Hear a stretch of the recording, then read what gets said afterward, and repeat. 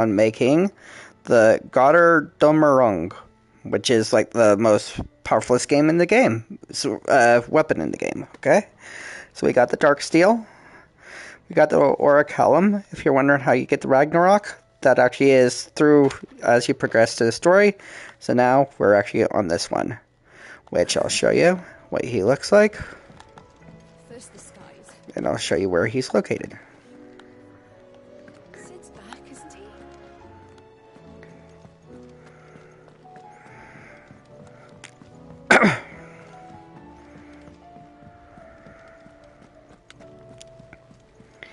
Okay, we go to the hunt board. And for the ones that I did actually in the previous one, the orichalcum and the dark steel, they were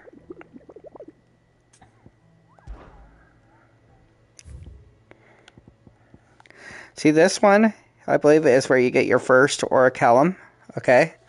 Which I believe is just going through the story, so you don't have to worry about that, okay? And then oh, okay. I thought this was the one that I beat, but nope. So, but hang on. Then,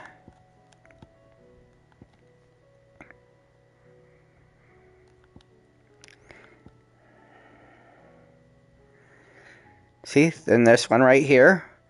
This is the second one that you have.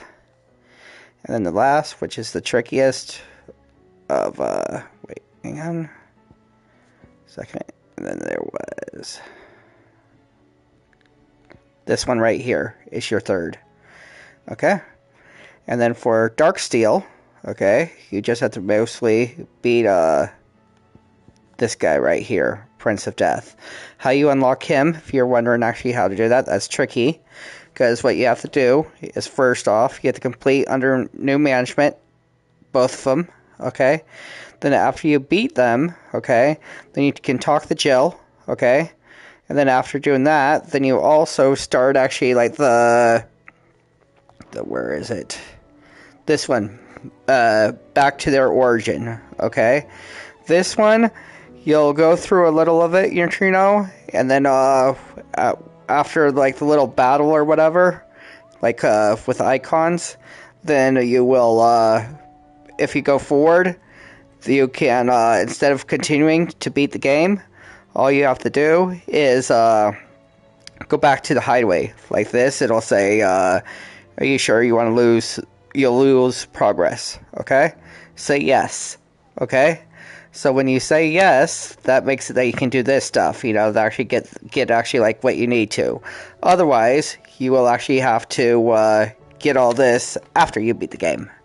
So we don't want to do that. We want to get it as early as we can, which is at this point. Okay, so right here, what we're going for right now is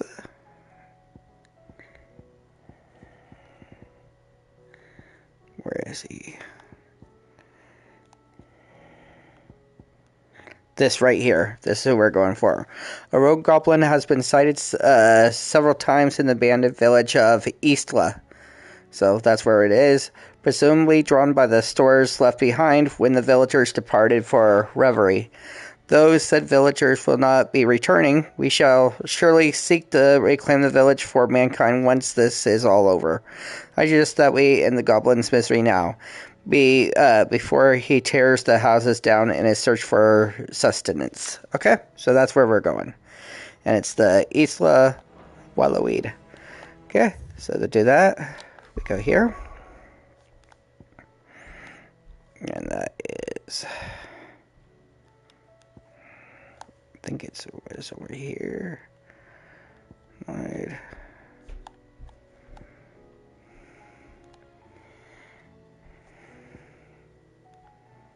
And it's Avery, North Reach, Lost Wing, nope.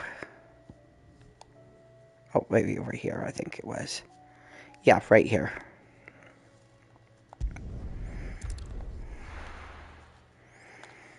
Okay.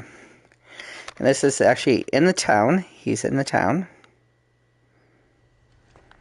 And I believe he is up there.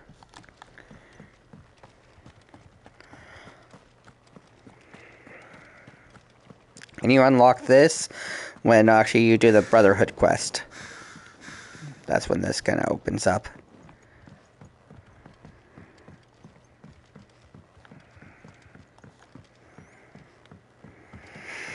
Alright. I believe he is over here. Yep, there he is. So he is right there. So this is where we started. Okay. So you're going actually through here straight. Okay. And then you go up those stairs. Boom, boom, boom, boom, boom, boom, boom. And then he's like right here. And he's like level 38, I think he was, or 35. And I understand that he doesn't really have a lot of defense.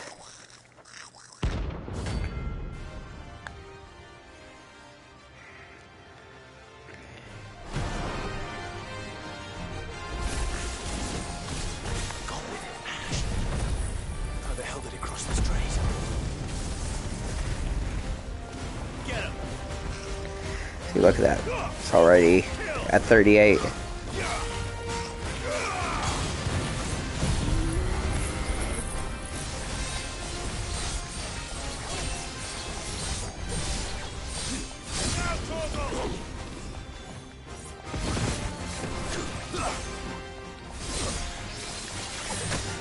Ooh, that I didn't notice. Looks like he doesn't have a stagger meter. Then it's a very good thing that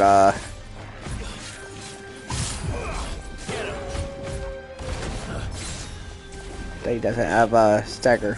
I mean, doesn't have a lot of health. Fine how.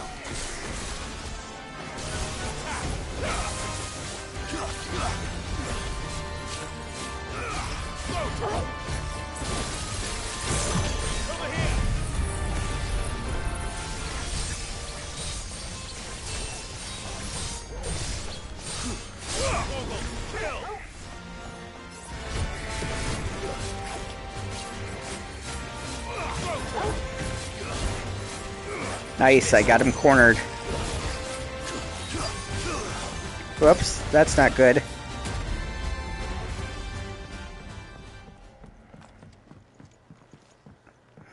So I guess I do. You have to watch out for that. Hopefully, I don't have to start him over again. Yep. So don't corner him.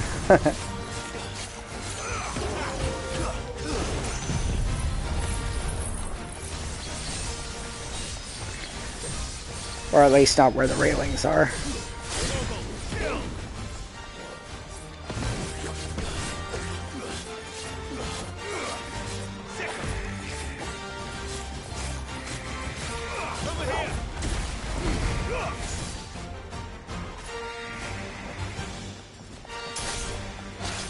Oh yeah.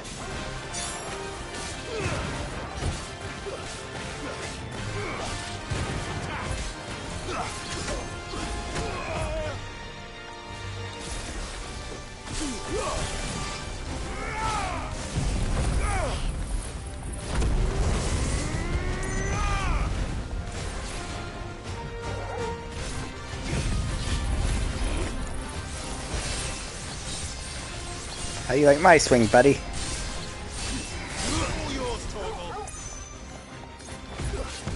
Nice try.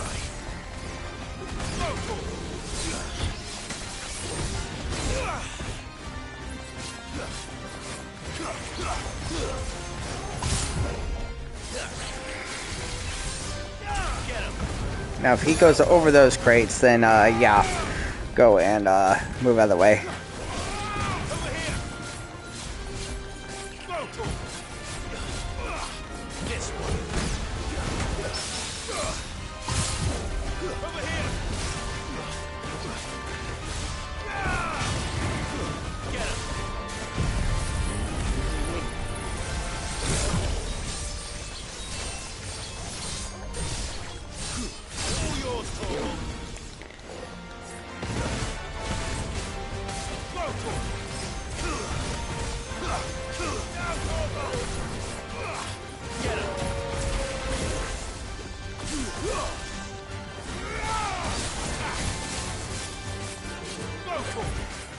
almost there.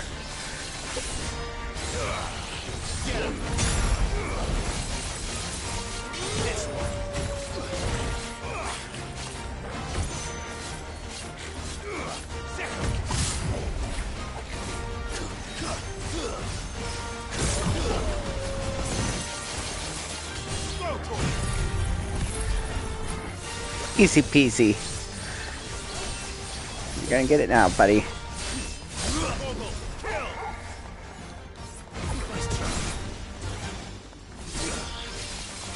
Oh yeah, now you're dead, buddy. And that's how you beat him.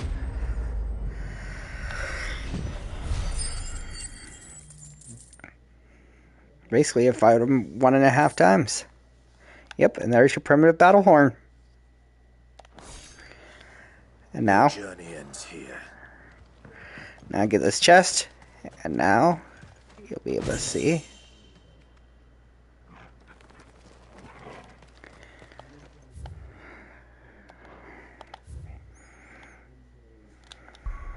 All right, back to the hideaway.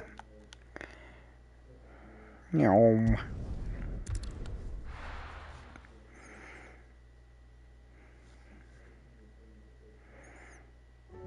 Now, we go to Blackthorn.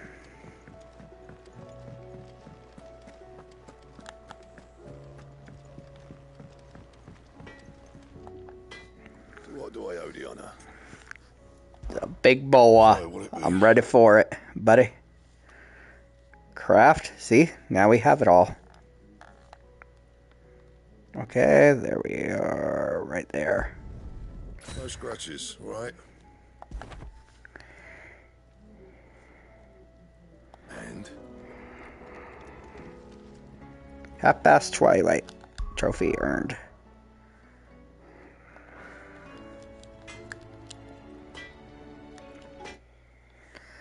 Crafted legendary sword, Gobermouch.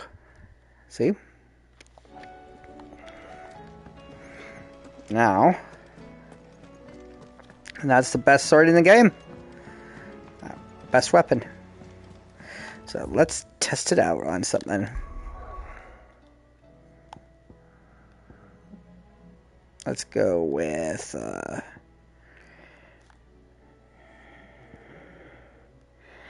let's do one of these side quests.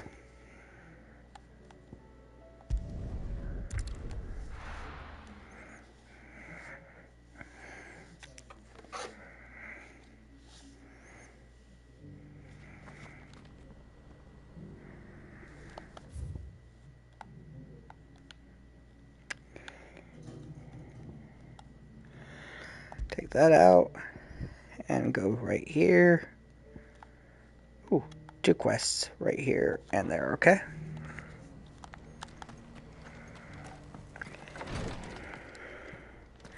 Oh, this dude again. Lord Marquis, if you have a moment. What is it, Cyril? One of our brethren lately journeyed across the strait in order to pursue a new avenue of inquiry in our ongoing investigation. He sent an owl some while ago, but we have heard naught from him since. Was he surveying another fallen ruin? No. The object of his study was a savior cult that has arisen in Ash in recent years. We believe it may have some connection to the Circle of Malleus, an ancient religion that worshipped Ultima as its god. By gaining an understanding of this new faith, we hoped to learn more of the Circle's original beliefs. And so you sent one of your brothers to Ash, a continent teeming with orcs and Akashic. Fully cognizant of the risks, yes. I entrusted the mission to one of the most able of our order, the Third Chair, a master of the arts of combat and survival both. Though he has been silent for some days now, I have thus far refrained from sending any others in search of him, lest they be lost in turn. Yet, it seemed only right to inform you of the situation, given your unique experience of the perils of Ash. For as you so earnestly advised me, it would not do to abandon a man to his fate, when he might yet be saved.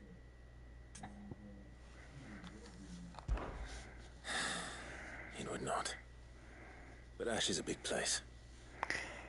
Can you be any more specific? Perhaps. The last owl I received from him mentioned a village where he had heard the cult were wont to assemble. Mickleburg was its name. It lies in the southern reaches of Waloed.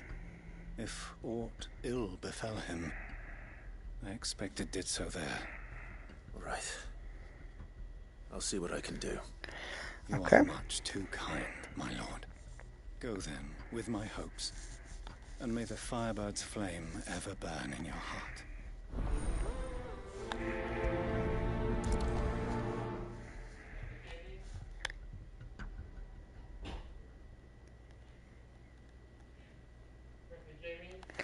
Hang on.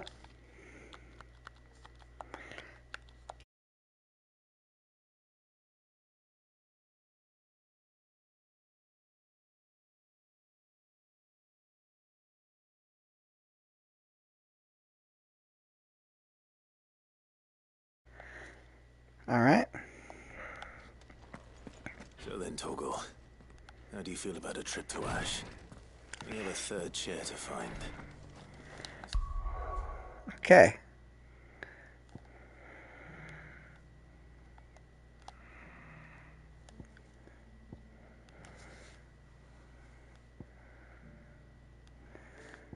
Gentlemen. Seemingly still alive.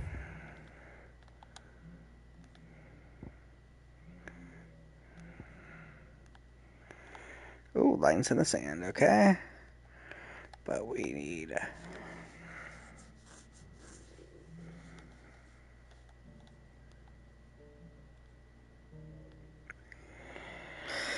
All right. So...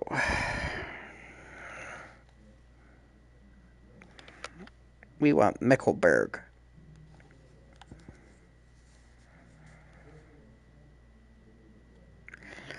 Wait a second. That was why... right over here.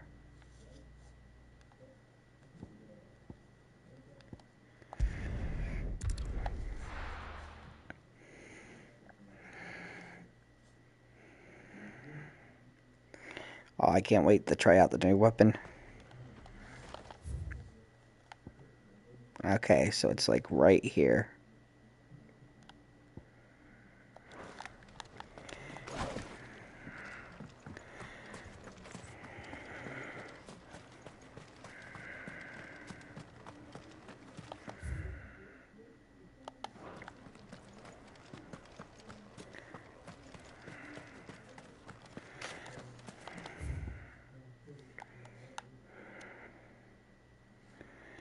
Okay, so I need to turn around and go kind of like in this direction.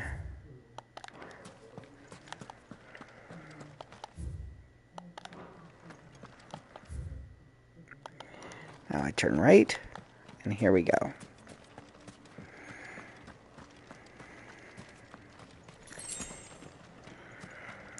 Ah, finally got some potions.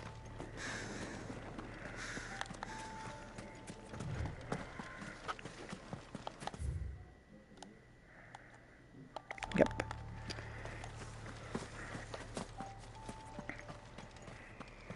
All right, you buddy.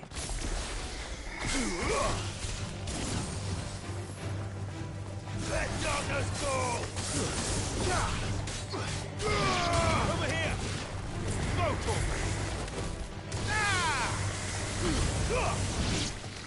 Goodbye.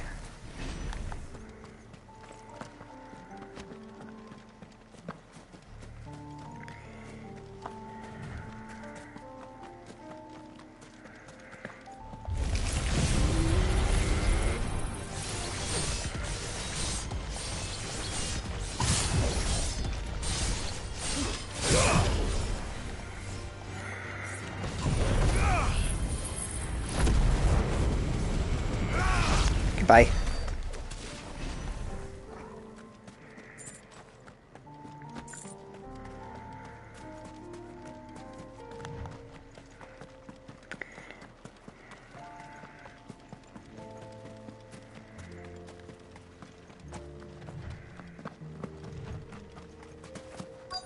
This must be Mickleburg. Alright, let's see.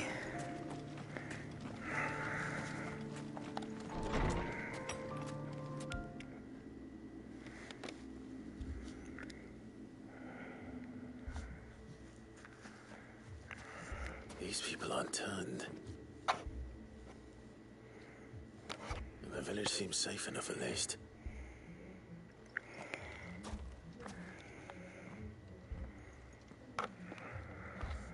What is going on here?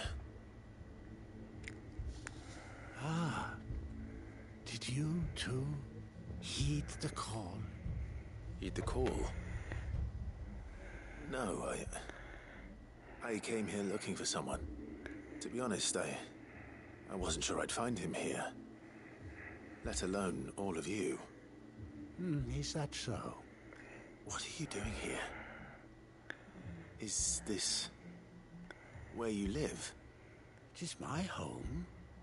The others, they heeded the call. You keep saying that. What do you mean? They came here to perform the rite, just as King Barnabas instructed. Uh-oh. This village is their altar, where they shall cast their souls upon the gentle waters and give themselves to the Lord. Give themselves. Oh, Lord, cleanse us of our sins. Let us be reborn in your loving arms.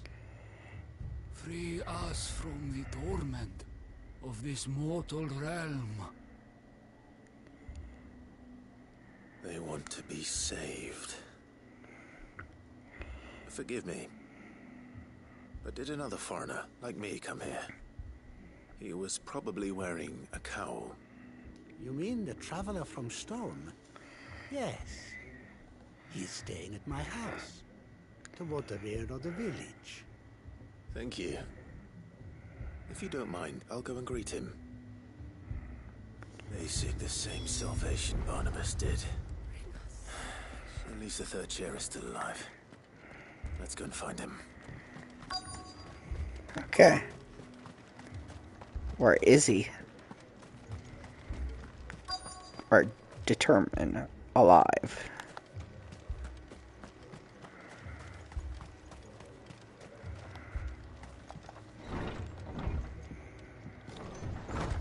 Oh, he is alive.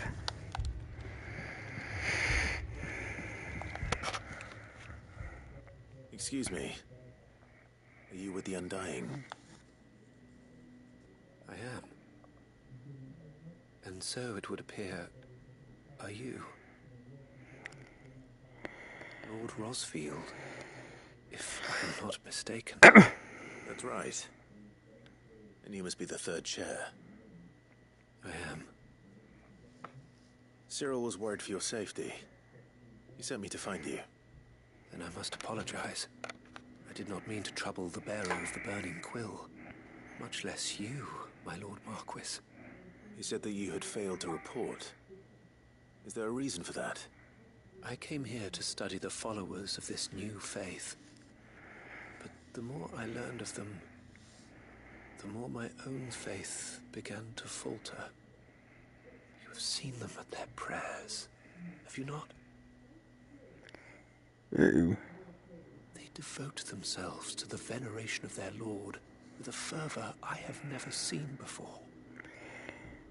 Praying night and day that they might be rid of their wicked wills and reborn in their Saviour's light. Not that they might be granted respite from their worldly woes, but so that they might continue to serve him. Serve him with all of their beings. I, too, swore to devote my life to the service of my Lord and Master, but this... it is different. It is more.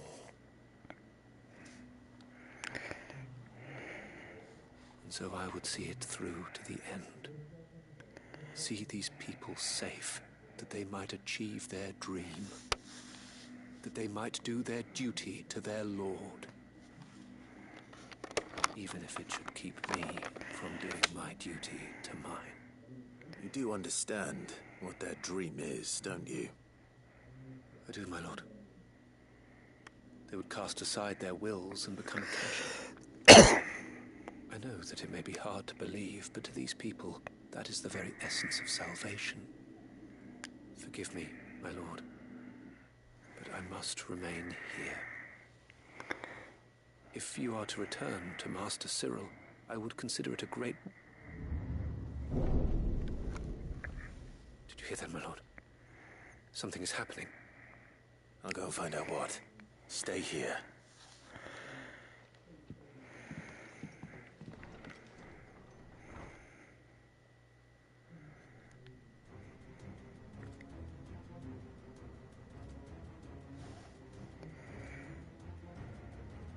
Beneath the flood.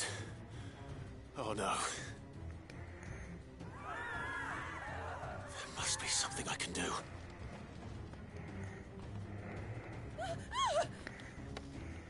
Echoes as well. Found her. Come on. Over here!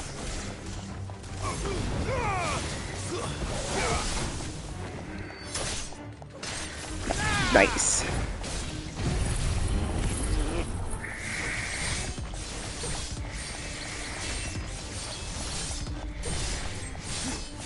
All yours, Torgal.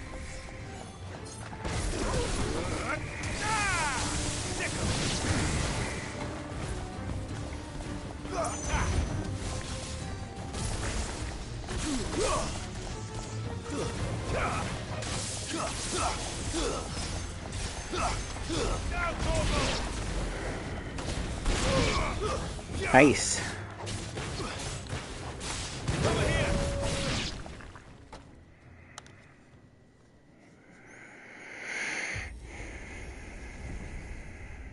What now?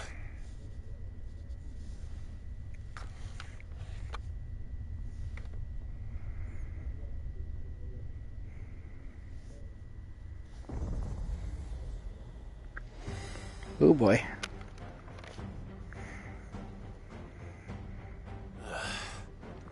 We meet again. I've killed your kind before.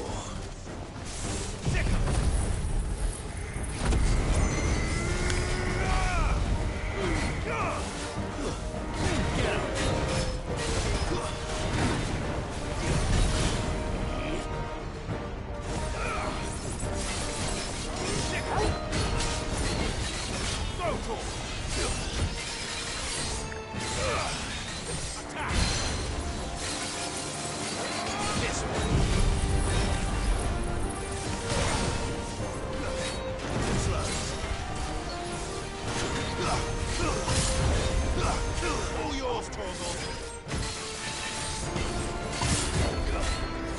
All right.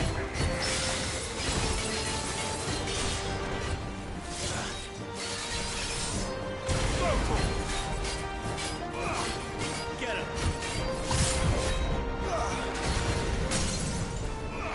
Oh yeah.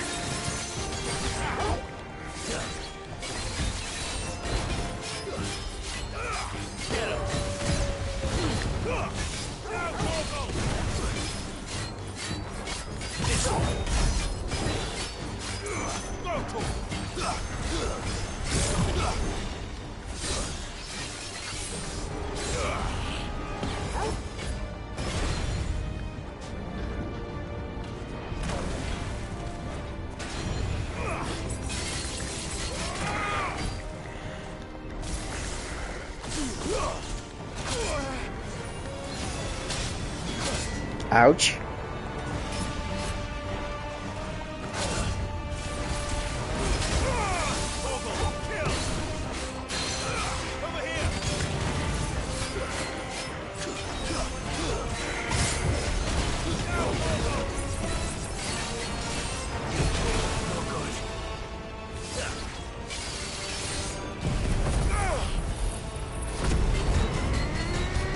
Ooh, I'm almost dead.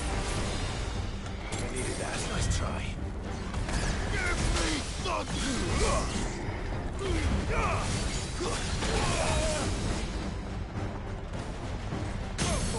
There we go. This way.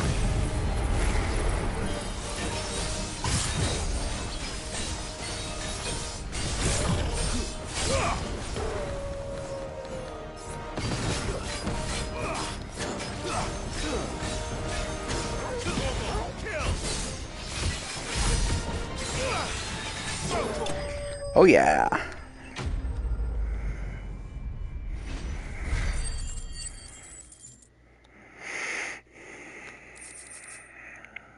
Okay.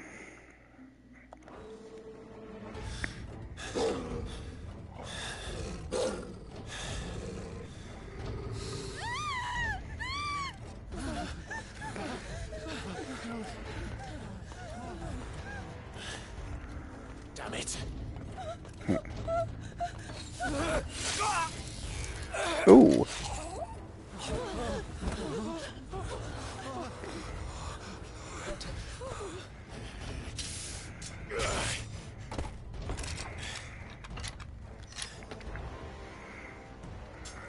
Don't you die.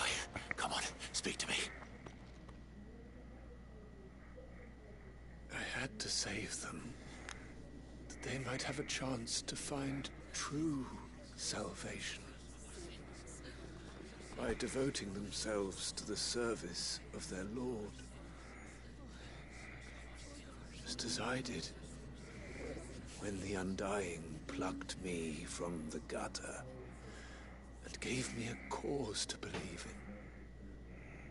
A duty to serve was everything to me, and I would not deny them that fulfillment, even if they must become a Kashik in order to achieve it.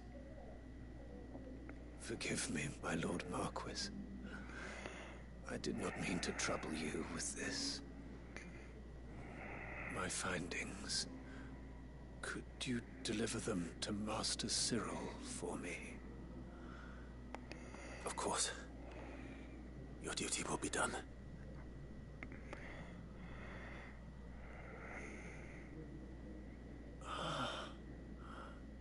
Look, my lord. They are saved. Uh-oh.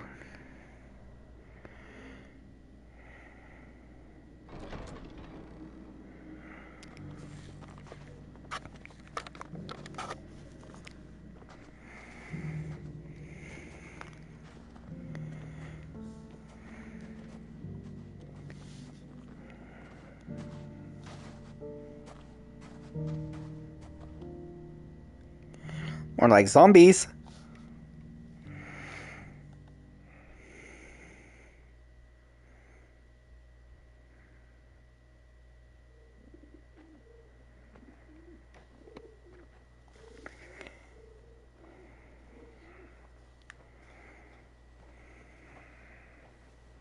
They are saved.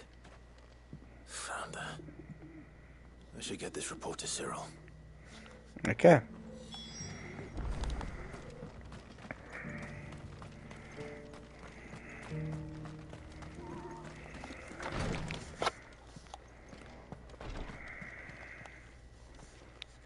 My Lord Marquis, welcome back. I am glad to see you hale and whole. I met with your third chair, Cyril. He bade me deliver his findings to you.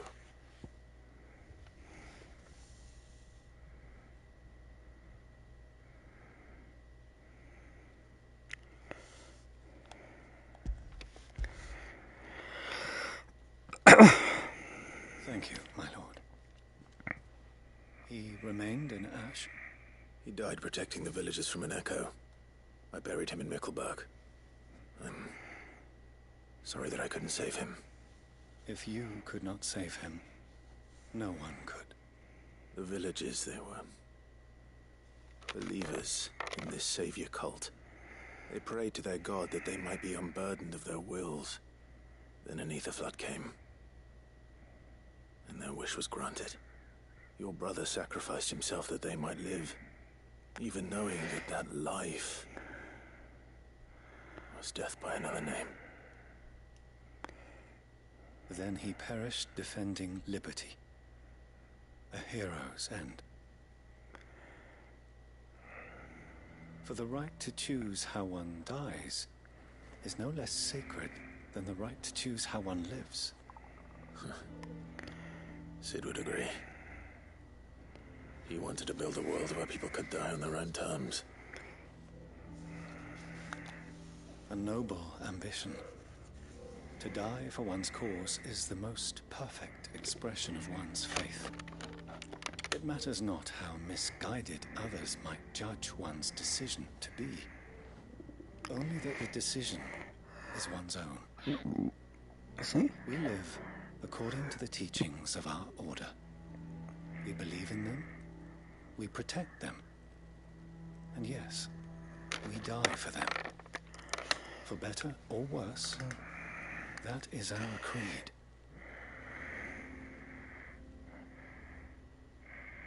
But he didn't die for your creed. He died to save them. And you still believe that what he did was right. I believe that he believed it was. We of the Undying are not slaves, but willing servants. And this was his will, the ultimate expression of it. All right. I'd like to know this man's name, Cyril. To know the names of all the Undying who've fallen in the line of duty.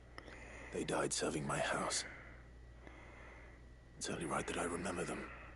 That is my duty. Of course. I shall fetch the Book of Martyrs at once. My lord, it has been, and shall ever be, the greatest honor of my life to serve House Rosfield. Though our duties may differ, yours is no less important. I pray with all my heart for your success. And were they here, I have no doubt but that every one of my fallen brothers and sisters would feel the same. All right.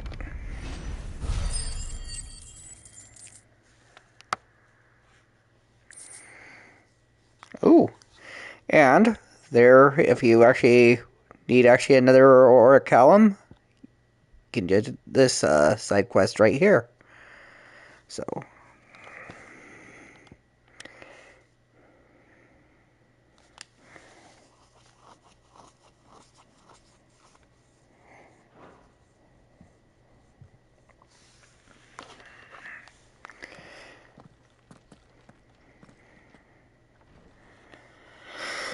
All right.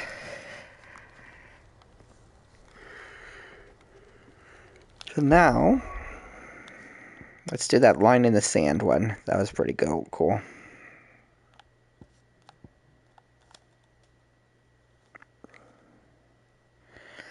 And I think it's the last one, too. Besides the one here, okay.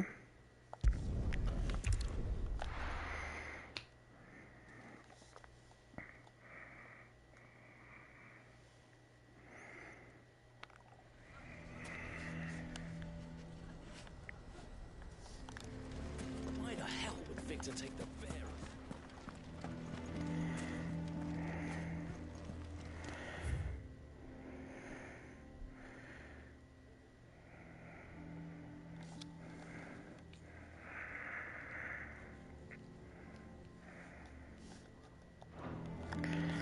Okay.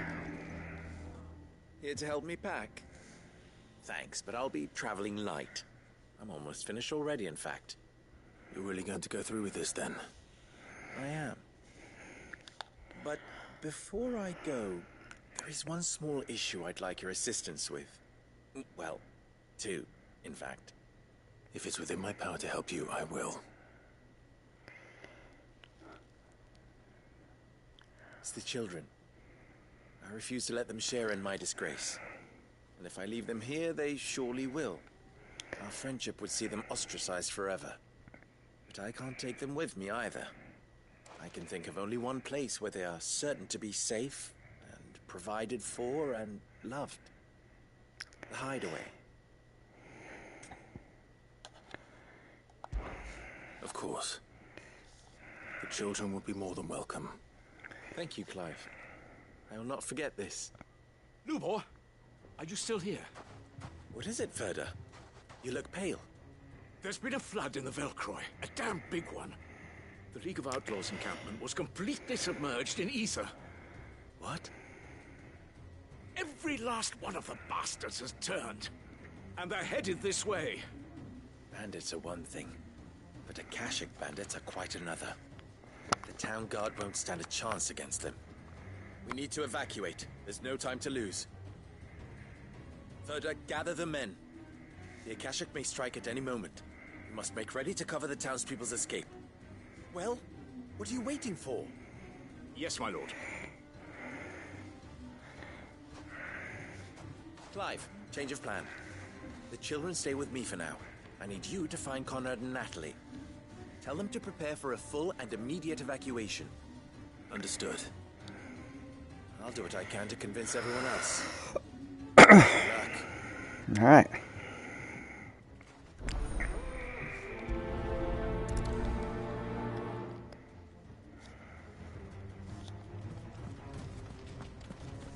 You have to listen to me. They're coming.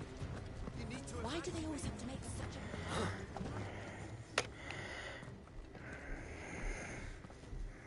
Ah, it's you. What do you want, Lord Underhill? To pass on an important message. There's been an ether flood out in the Velcroy. The camp where the so-called League of Outlaws were gathering has been swallowed. They're no longer just bandits.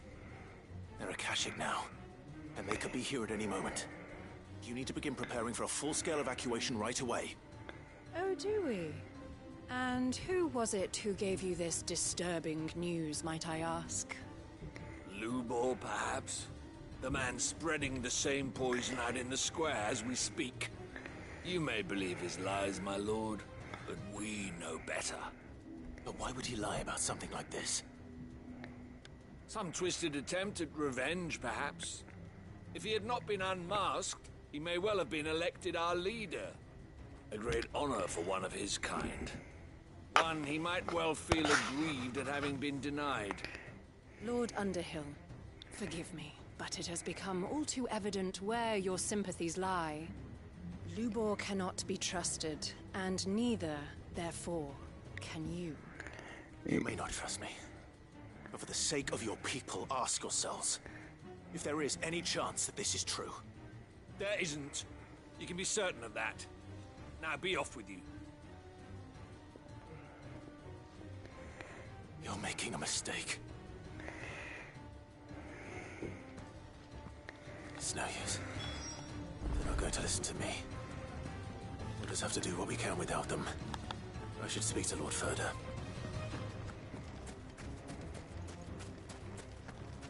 I think we'd better shut up shop for today. What's Lubor raving about now?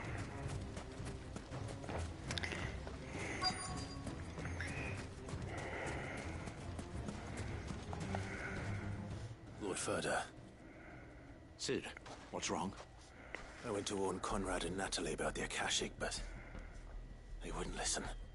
They've convinced themselves that nothing Lubor says can be trusted. The bloody fools. Which means the town guard can't be counted on for support. But I can. If there's anything I can do to help you defend Dalamil, you only have to ask. I appreciate it. Sid! Ferda! I've been looking for you everywhere. Victor, I thought you'd left. I couldn't abandon a friend in need. And Lubor is in need at this very moment. Come quickly.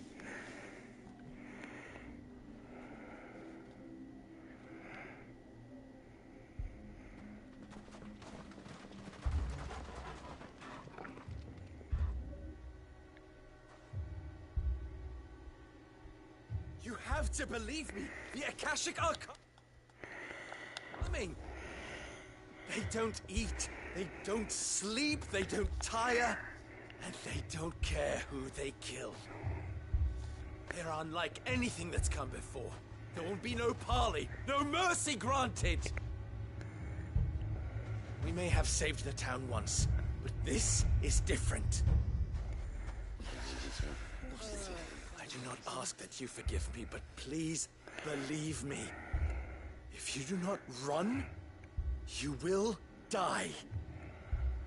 You will all fucking die!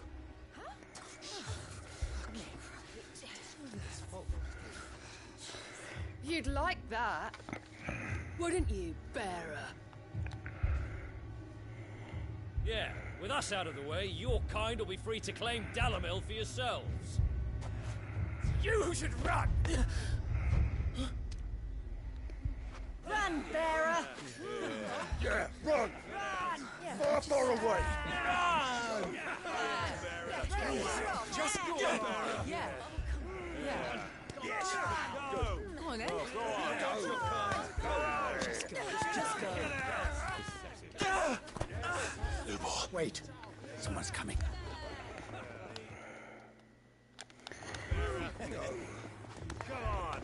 Stop! You're hurting him!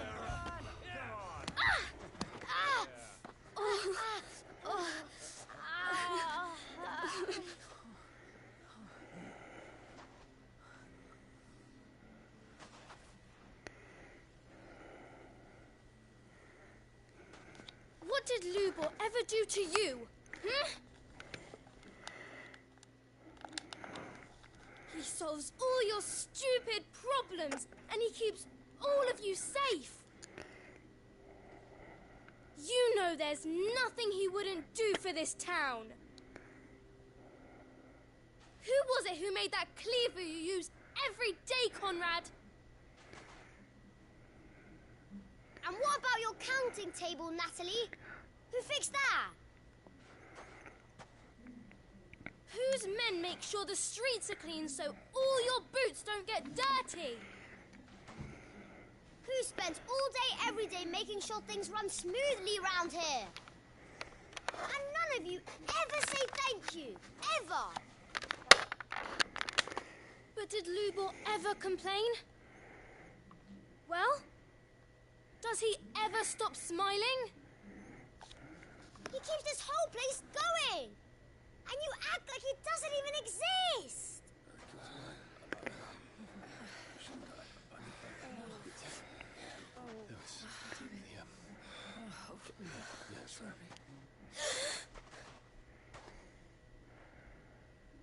Lubor, we've heard enough. Wait!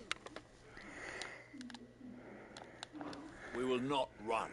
The town guard will not abandon the very place it is sworn to protect. And I will not give up for lost the stores that we labored so hard to fill.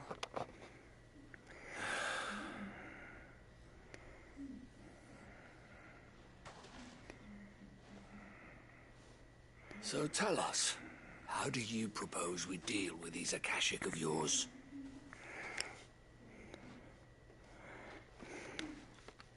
We won't run, but we will fight. All right, then.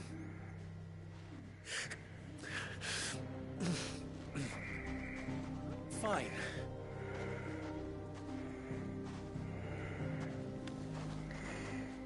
Gather round if you don't want to die.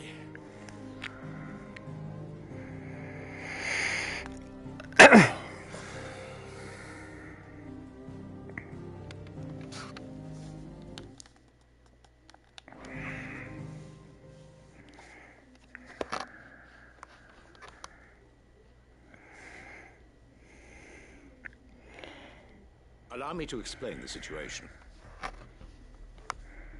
The ether flood occurred near the village of Cheratina, deep in the Velcroy. The place had been abandoned for years, until the League of Outlaws decided to make it their base of operations. Now they're all turned, and if the scouts' reports are correct, heading in this direction. They are mindless monsters, driven only by hate and rage. They are utterly unpredictable. With the bandits, we at least knew how and where And he they were has, likely to attack. and he has no scar or anything Creatures now. Come. Dalamil will have the bitterest fight it has ever faced on its hands. town guard will muster at the north gate. The rest of us will take the south. Both forces will provide men to serve as scouts and messengers, ready to spread word of the size and nature of the Akashic force as soon as it is spotted. And as soon as it has been, we will converge on its position and see that it is driven back from Dalamil at all costs. Conrad, can I count on the support of the town guard? Always. I leave the selection and coordination of the messengers in your hands, Victor. And the command of our men in yours, Ferda. If you would both be so kind. Consider it done. As you wish. Natalie, I would ask that you and your people have the townsfolk barricade themselves inside the bathhouse. And tell the merchants not to waste time securing anything beside the essentials. Preserving life is our one and only concern. As long as we survive, it doesn't matter what trinkets we might lose. Our riches can be regained.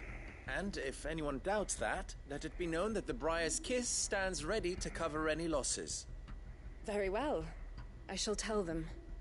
Where do I fit into this plan? Where else but the most perilous place of all?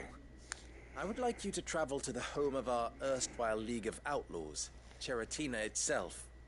The main host is most likely still there, and Dalamil will not be safe until it is eradicated, root and branch. A little gardening. How pleasant. I doubt it.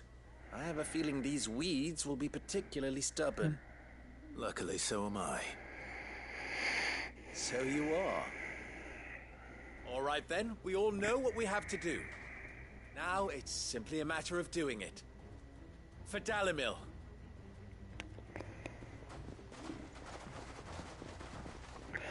All right. Looks like everyone's ready. I'd better not keep them waiting.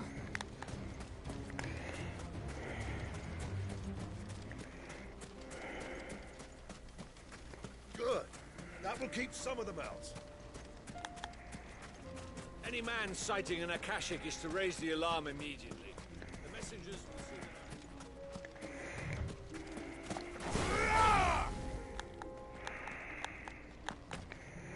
Geronimo.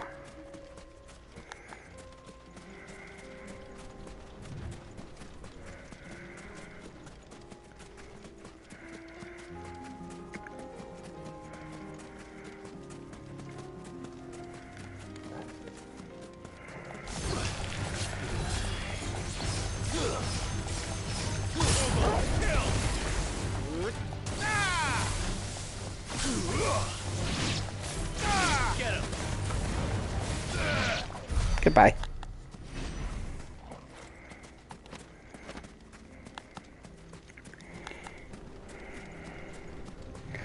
Can I go over there or no? Oh, good. There's the flood. But what's waiting for us inside?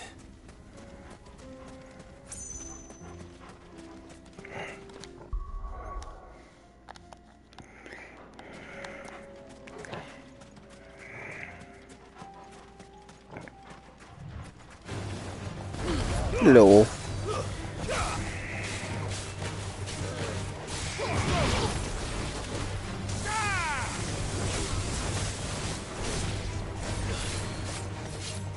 This one.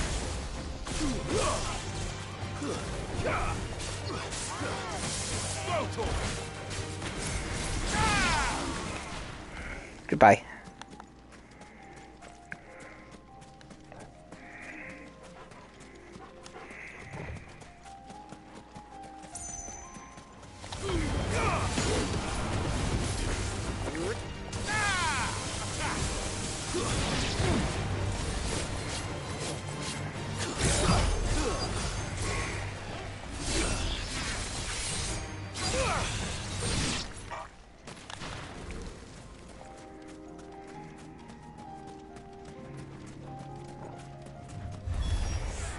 We can't leave a single one alive.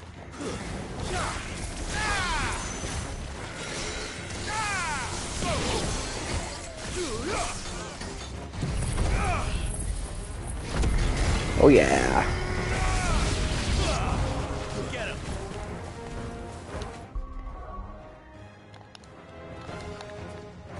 This one. Get him. This one. Go for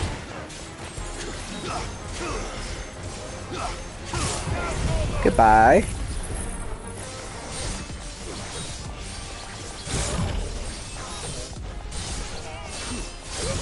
Kill.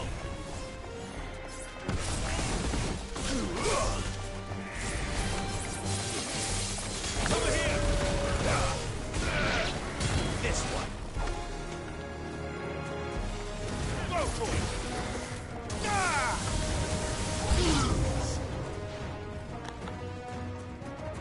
Sickle.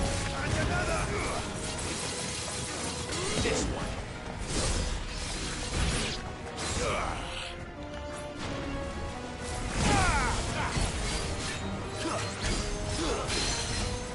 Over here. Sickle. Oh, that's a big guy. Go for it.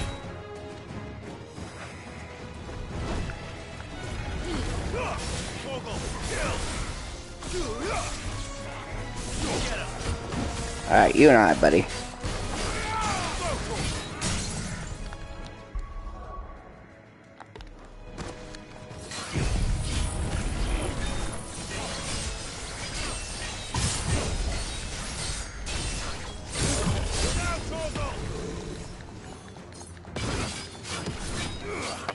This one.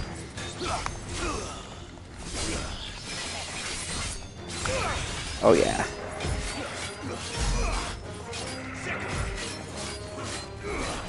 Get him.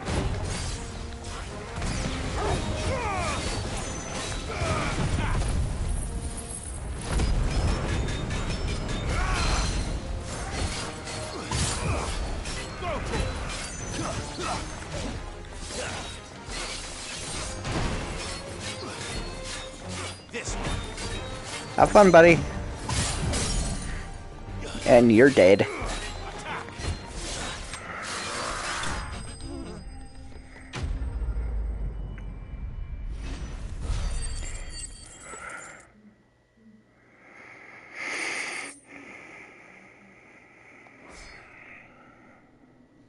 The League is disbanded. I should get back to Dalimil and see how the others fared.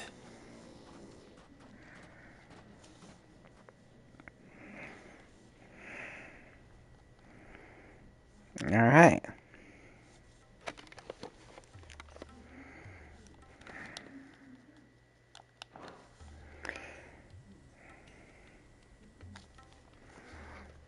All the Akashic we were able to find have been dealt with. Seems that might be the last of them. Last of them here, perhaps. Lubor, Sip, Clive has returned. Clive! What news from Charatina? It's done. Root and branch. I knew you wouldn't let me down. Thank you, my lord. Friends, the Horde has been driven back. The Akashic have been defeated. And we need not fear the arrival of any more, thanks to Clive. Victory is ours. We bloody did it! We saved Dalimil. Lubor, allow me to apologize.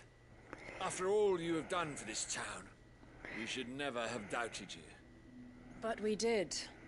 And for that we are truly sorry. We only hope that you can forgive us. We need you, Lubor. Dalimil needs you. So, if you would still like to be considered for the position of mayor, you have our backing.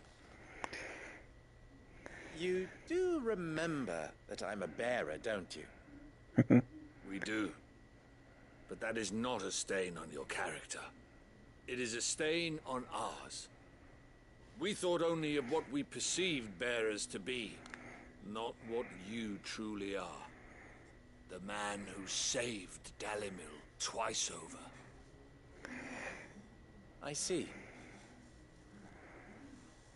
But I will only accept your proposal on 2 conditions. Name them. Firstly, that you will both do everything in your power to rally your people to my cause. If the Town Guard and the Merchants League do not accept my leadership, it will be doomed from the start. Unity is the key to defending Dalimil, and I do not doubt that we shall need to call on our combined strength again. When that time comes, I will expect us all to pull together, just as we did today. Of course. You have our word. And secondly, you will accept that if I am to lead you, the mistreatment of bearers must end here in Dalimil. Any bearer within our walls shall be afforded the same rights as any other citizen. They will not be judged by what they are, but who they are.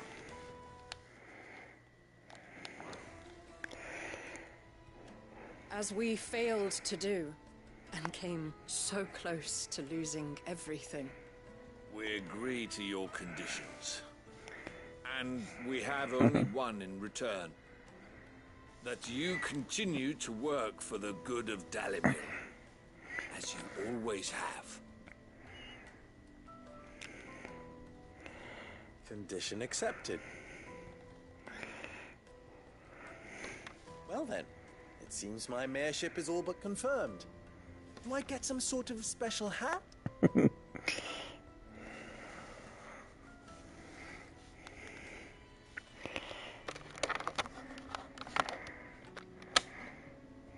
How fickle fate can be. Not so long ago, I had resigned myself to leaving Dalimil in disgrace. And now, I find myself her leader. Here. For everything.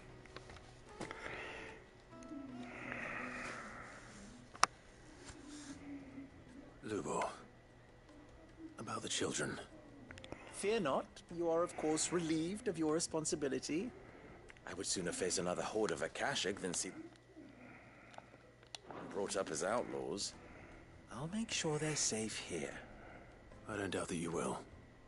And not just the children, but everyone in Dalimil. I'll do my best. Can't have all your hard work going to waste. All right. Quest complete.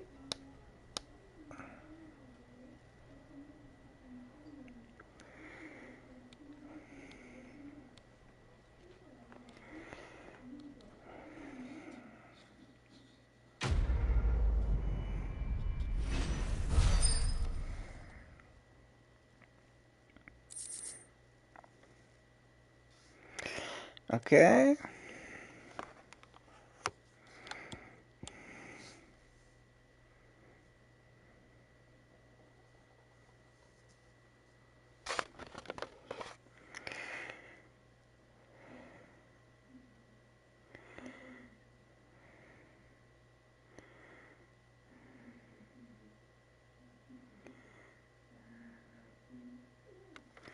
Okay.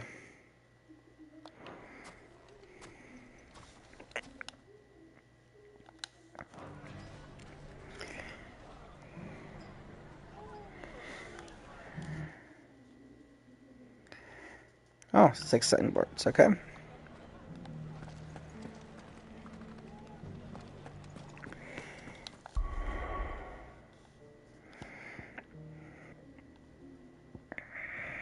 All right.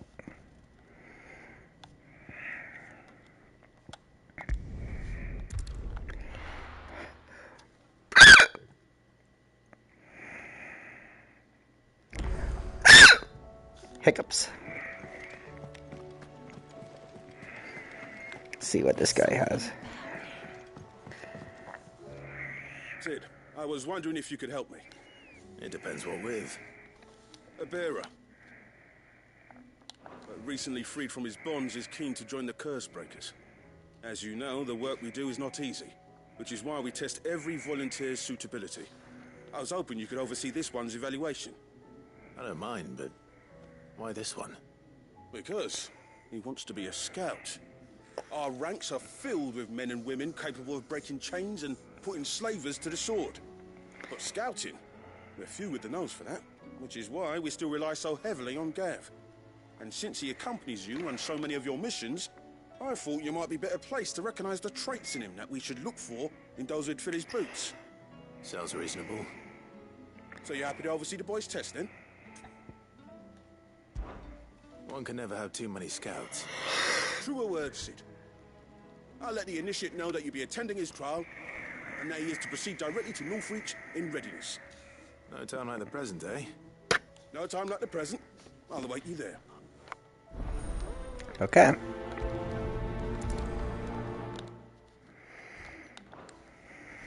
Northreach. I don't suppose they could have chosen somewhere closer.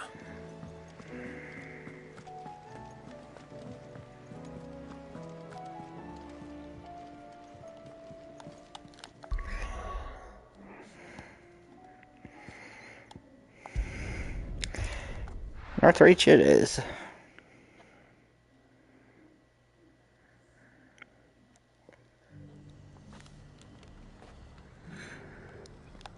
Azir might at least have mentioned where in Northreach he'd be testing this recruit. I'm nervous. Is it alright to be nervous?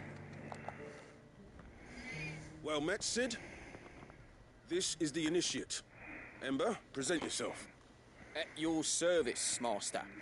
Please, just Sid. There are no masters here. Your life is your own. Oh, of course. Thank you, Sid. The sergeant says you'll be evaluating me at my trial. To become a scout, yes. You are aware of the dangers inherent in that role. I am.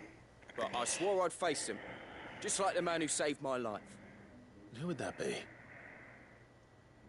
Gav. It was him who found me and freed me. No magic, no support, just one man and his nose. Came and sniffed me out. It taught me what one man can do if he puts his mind to it. And I've been training ever since, so that one day I can be someone's saviour. Just like Gav was mine. I'm sure he'd be flattered. You clearly have good intentions, Ember. And it sounds like you're under no illusions. Stick to this path and you'll make a fine cursebreaker. So, what? Have I passed? You haven't even started yet. Now listen.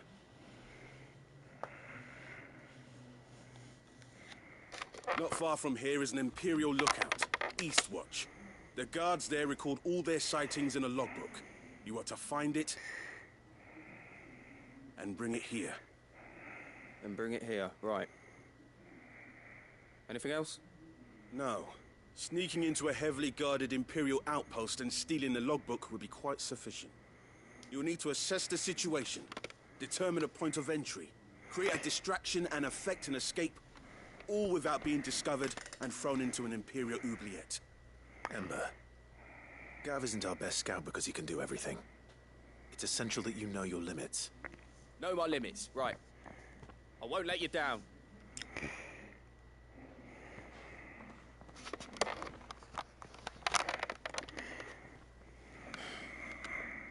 It shouldn't be as dangerous as I made out. But keep a weather eye on him all the same, would you? On my way. All right, Ember. Impress me.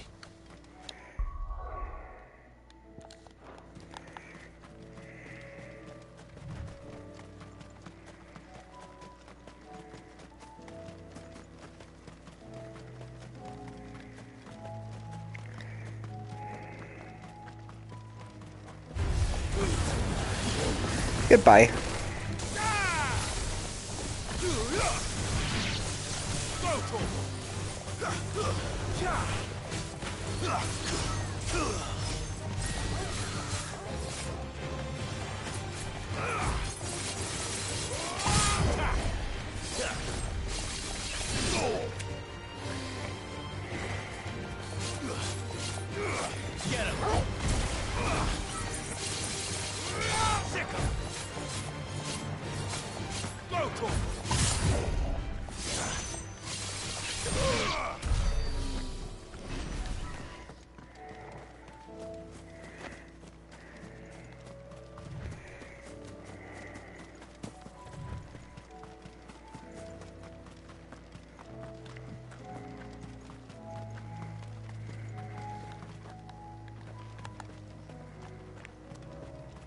These are clean kills. Perhaps young Ember really is ready.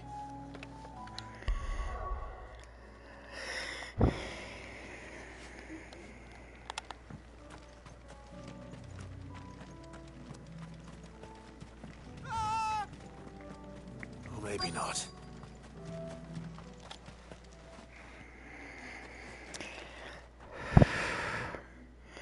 Damn it.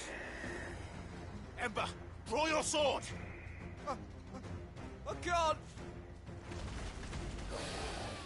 Then run! If you want him, you'll have to go through me.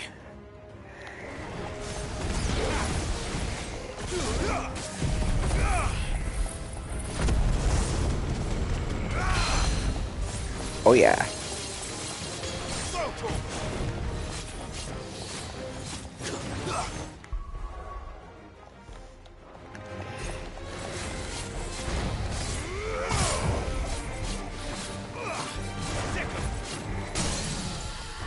Oh yeah.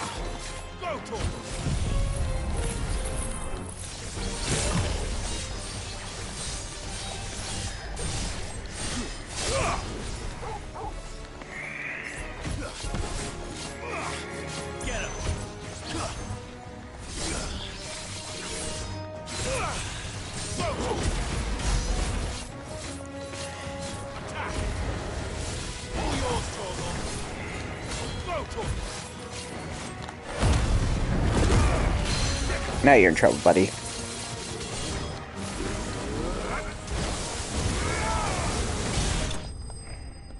Goodbye.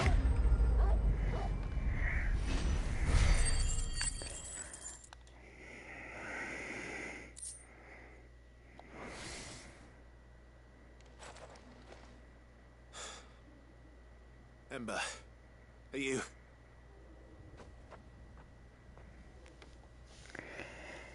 Gone. Of course. Scouts really are a rare breed. Back to Northreach it is then.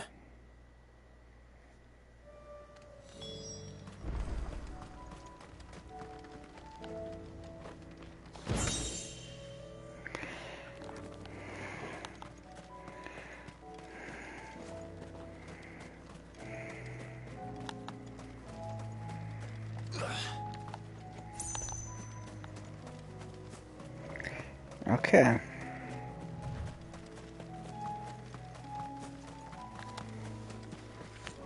He probably has the logbook.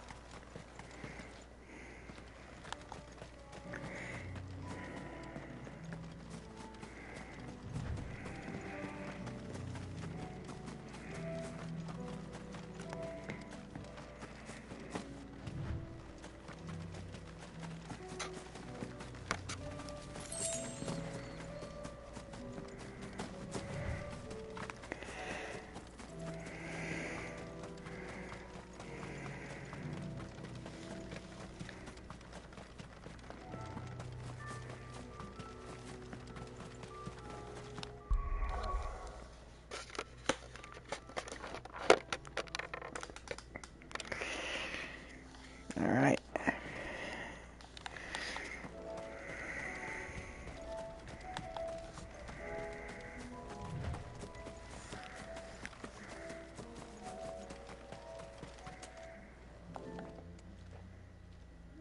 I didn't expect you back so soon.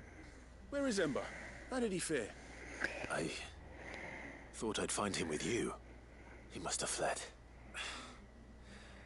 I followed him to Eastwatch, where I found him being set upon by a wild Avis. He was just standing there. Didn't even draw his sword. I had to step in and take care of things. By the time I had, he was nowhere to be seen. I assumed he'd set off in your direction, but apparently not. I'm sorry, Sid. I knew the boy had a nervous streak, but he seemed like... The right man for the job? I believe this is the logbook you tasked me with retrieving. Hey? How did you... Don't you tell me you breached the tower while Sid was busy saving your skin. What? Wasn't that what you asked me to do? To bring the thing back without getting caught? He has you then, his heir. And he did it all on his own. But Sid, he did what he thought was best. And now I have to decide whether I agree. Of course. We'll await your evaluation back at the hideaway. Don't you leave my sight. Yes, Sergeant.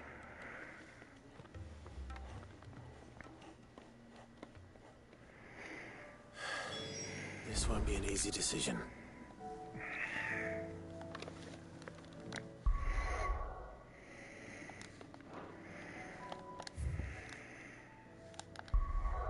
Okay.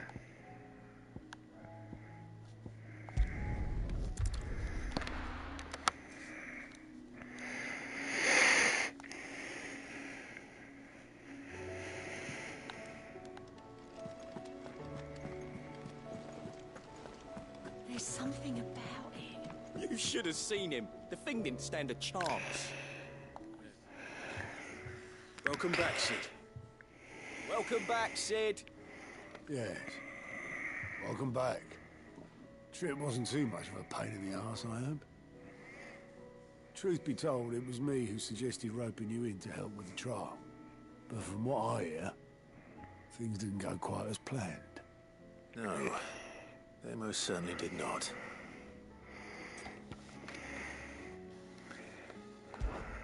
Ember lost his nerve in the face of a beast of prey, but he didn't lose heart.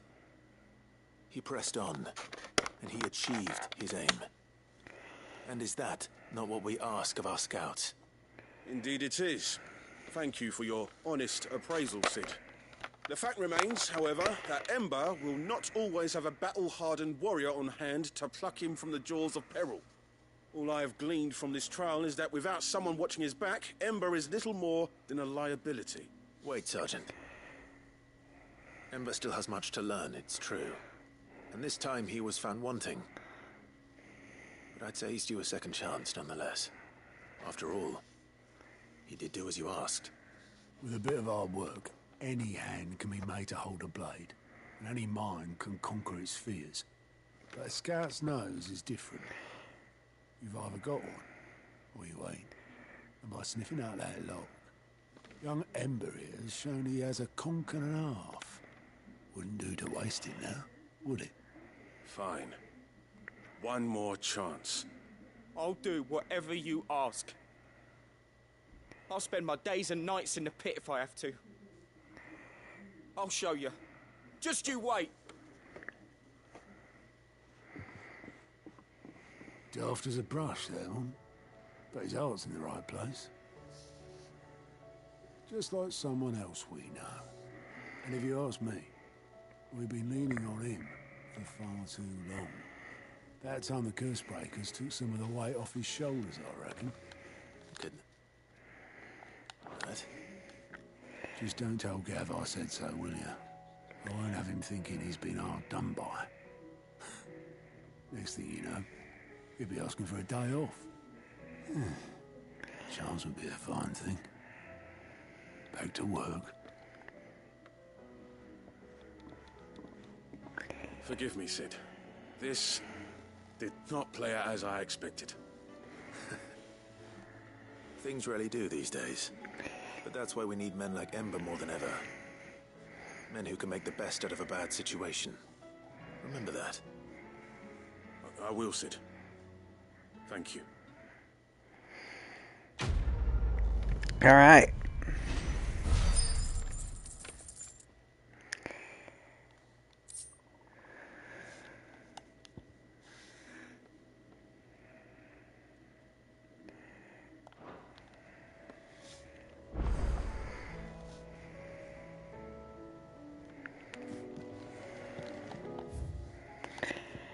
Okay.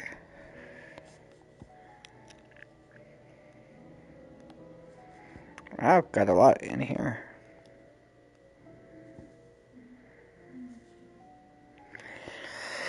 Okay, so we're closest to this one. So let's go with this one.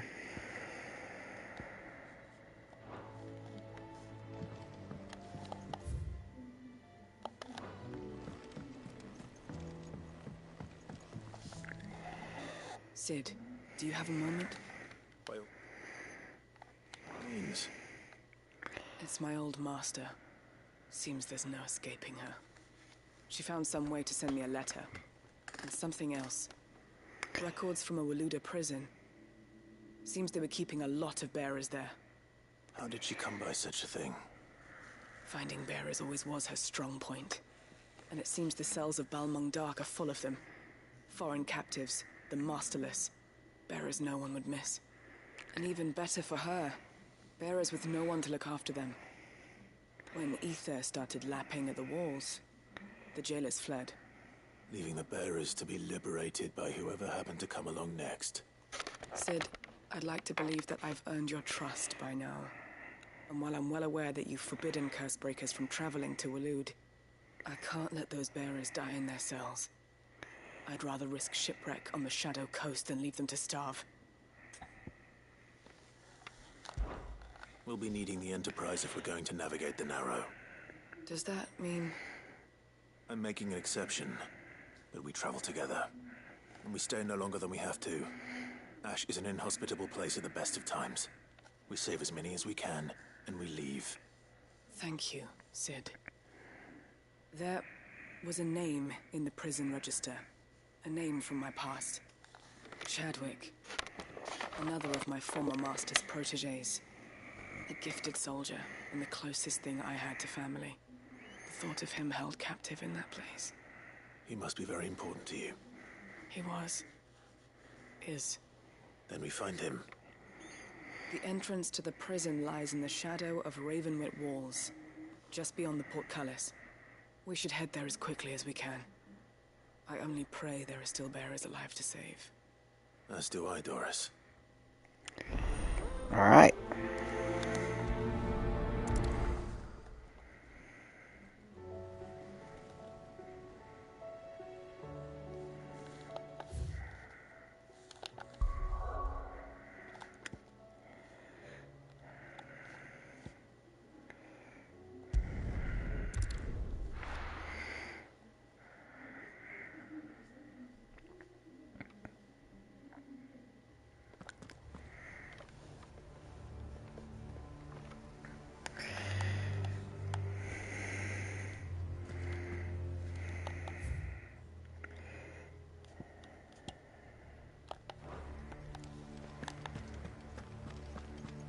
Doris is waiting for me near Balmung Dark.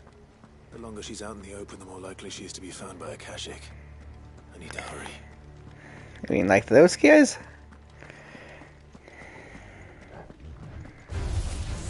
Hey, you guys.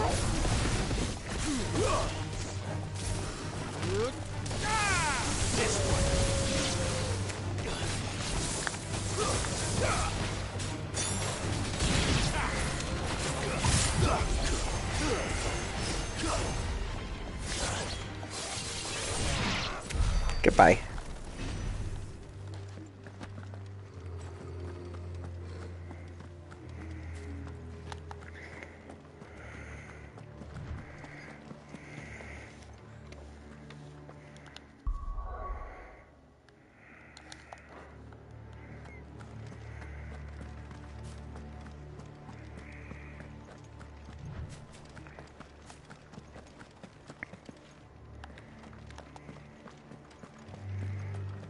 Oh, one of these guys.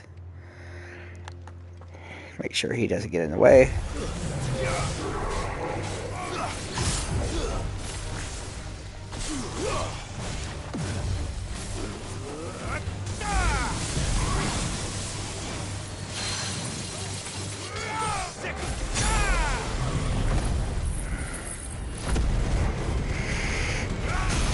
Oh yeah, stagger now, aren't ya?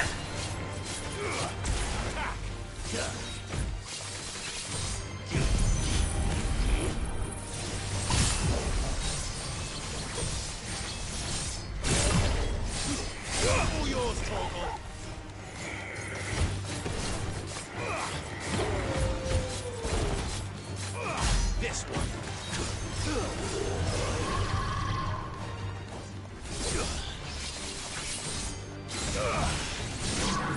Goodbye.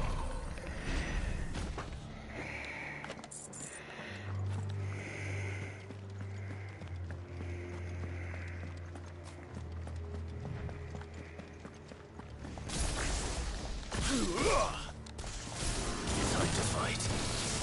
Go for attack. Each other. Goodbye. Go for over here. Go for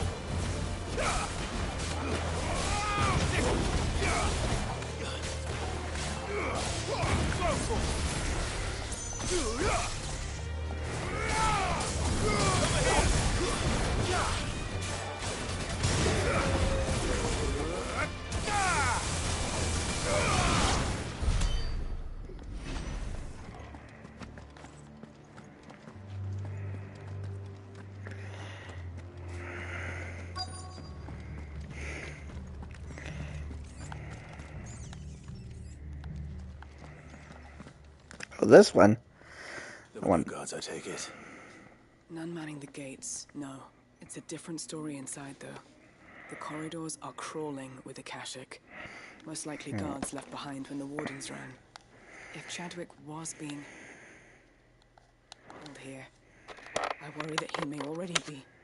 Don't give up hope just yet. But let's move quickly. Let me check the ground floor. The ether's thickest there. Then I'll search the upper level. Good luck, Sid. Stay safe.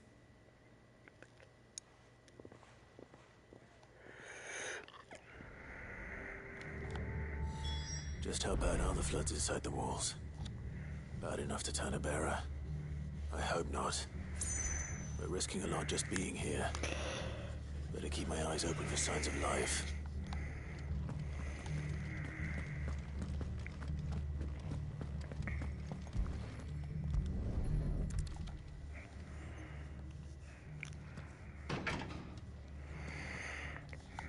Locked up tight. Okay.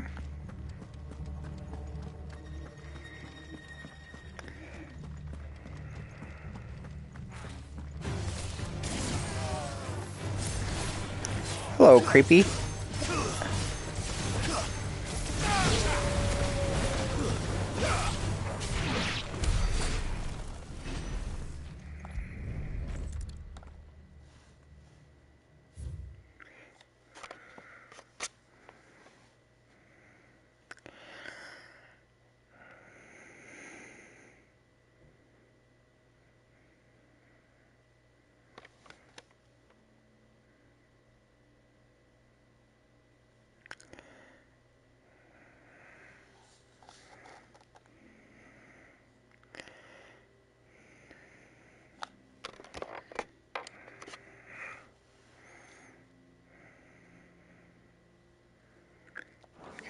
So this place was no ordinary prison.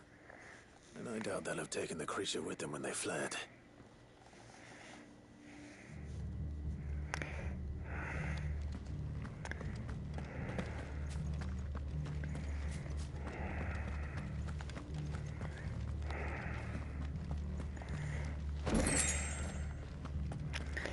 Okay, what's up here?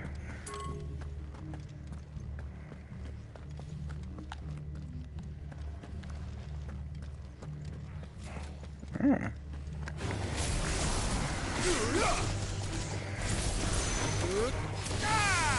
Get him!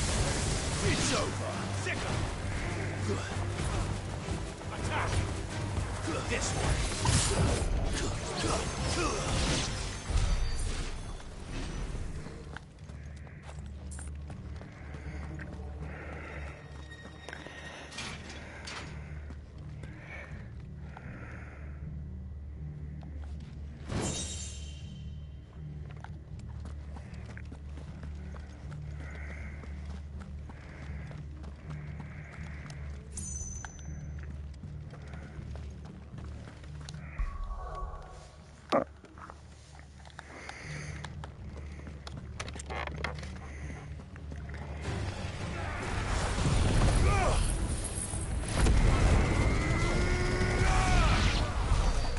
Bye.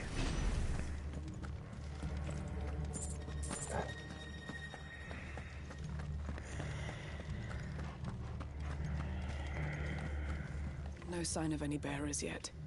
I hope you have better luck downstairs.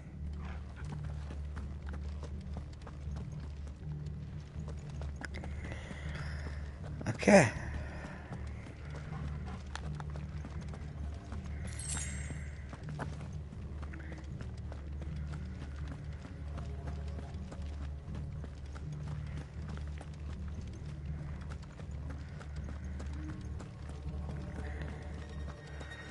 Can I jump over? Yep.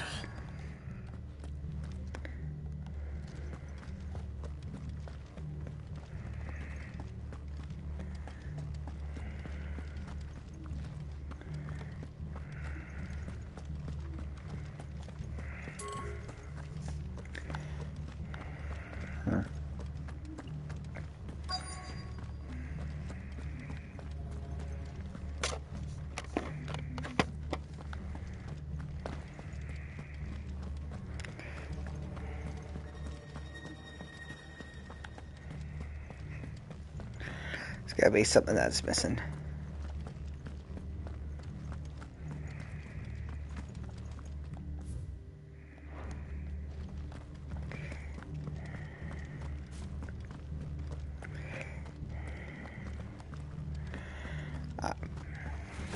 Here we go. Over here! Kill!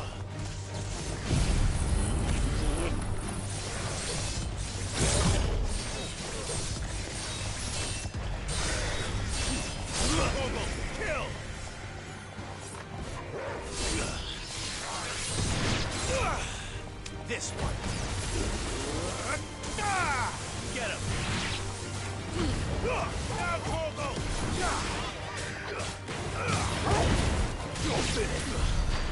Good.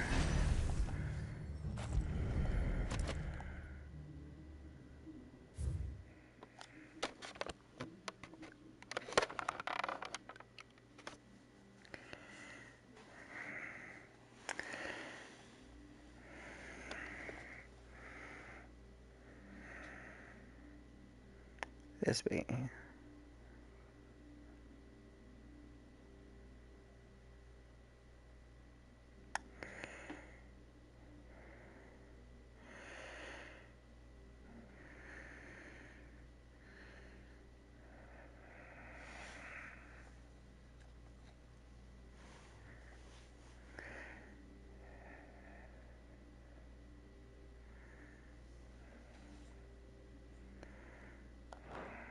Minimal loss of Waluda lives.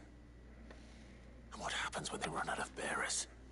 Even the Imperials take better care of their branded than that.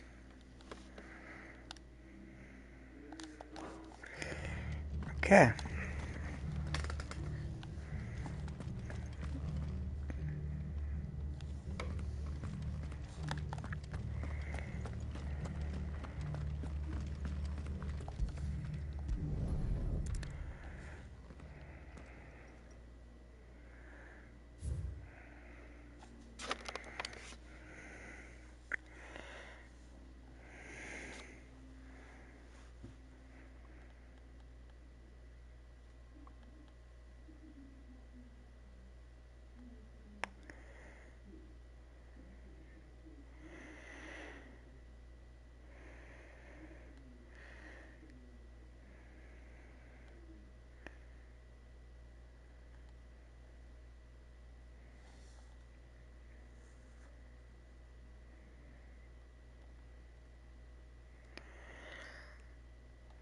Okay. They were feeding bearers to it. This is even worse than I'd feared. Nothing but a caching down here. Hopefully things are looking better upstairs. I should go and see how Doris is getting on. Okay.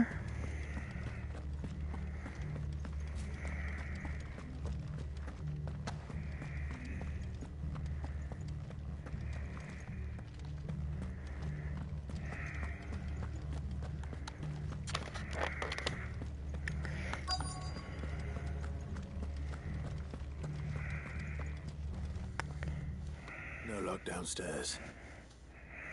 But I did find out that this place was more than just a prison. Something far more sinister was happening here. I know. I've been reading some of these documents and... it can't be true, can it? Bearers die every day in service of their masters, but this is so much worse. Pitting bearers against a wild beast armed with nothing but their wits? And all in order to bring about more death. And not just those who could fight, but the elderly, children even. And those who wouldn't or couldn't were disposed of. Whatever that means. I'm afraid it means they were fed to the monstrosity they kept here. Then we're too late. And I was a fool to bring you here. Don't say that. Did you find anything else? A key. But it doesn't fit any of the locks on this floor. Oh. Perhaps it will fit one of the doors downstairs. There's a corridor I haven't searched yet. Finish up here, then come and find me when you're ready. All right. I'll be there in a moment. Okay.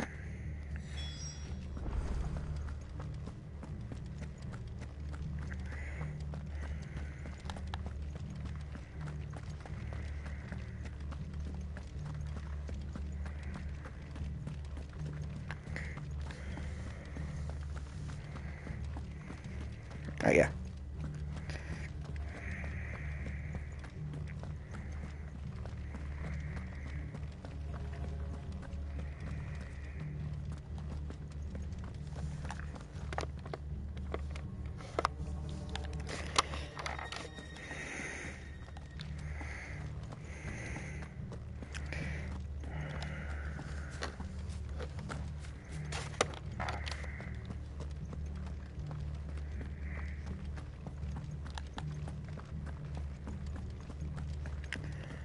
All right.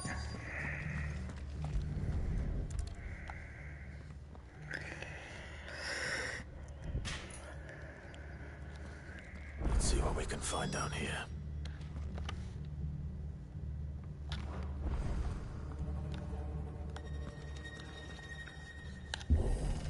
Open the gates!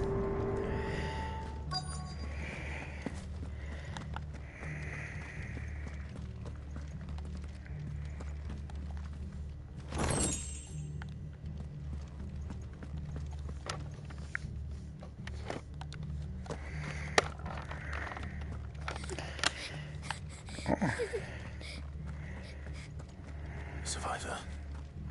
And she sounds close.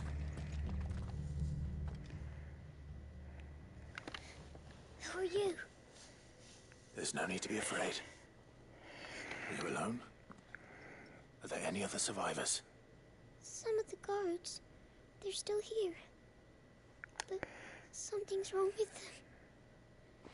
Everyone else was eaten by the monster. Of course there were. Thank the Founder. It was worth our coming.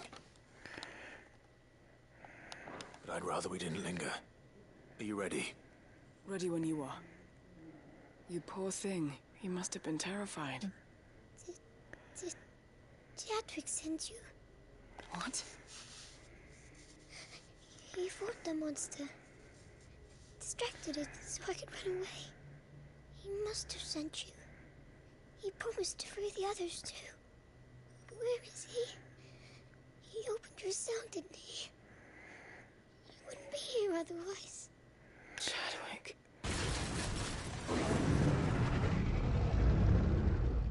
Was that? Monster's back! Chadwick, help! We have to get out of here. Doris, keep the girl safe. All right. You put that bearer-eating bastard in the ground. Okay. We have to run. You're safe now. It's out there waiting for me. I can't let it live. Not if it's got a taste for bearers.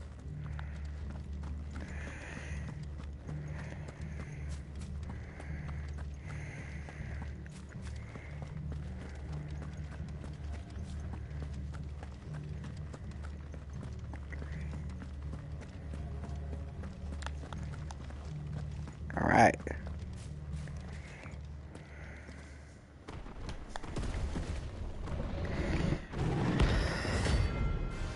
Ooh, and it's a hunt too.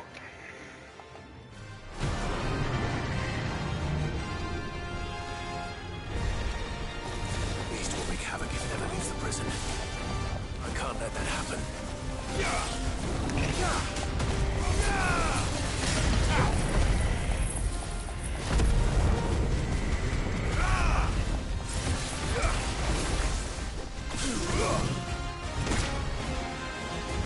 This one.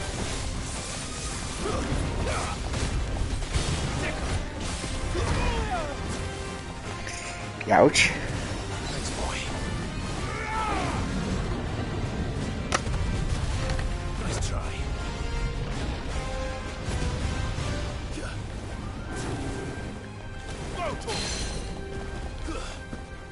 This one. Ogle, kill!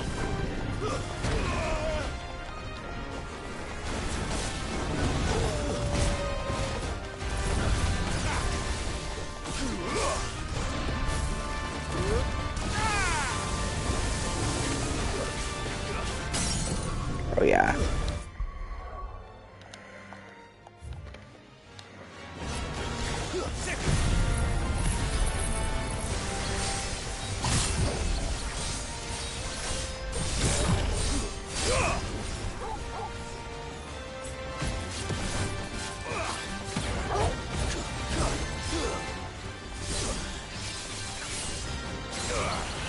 Get him!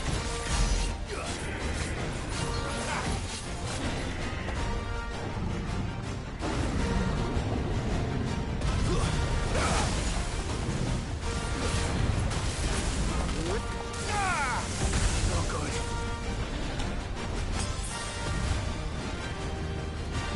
Guess we're all ready.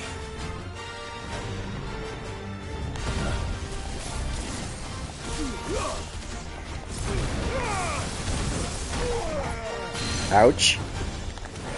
All right, buddy.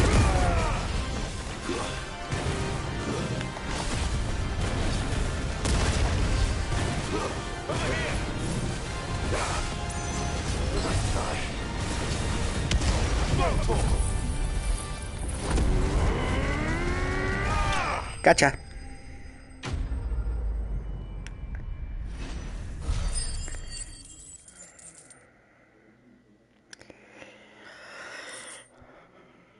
Nice.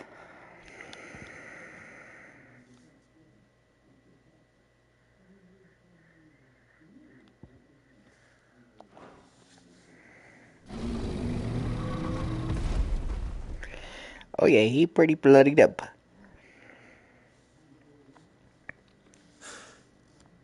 Finally. Sid, are you hurt?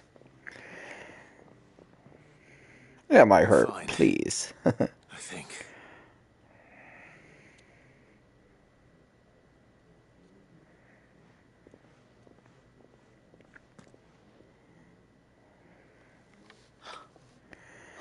No.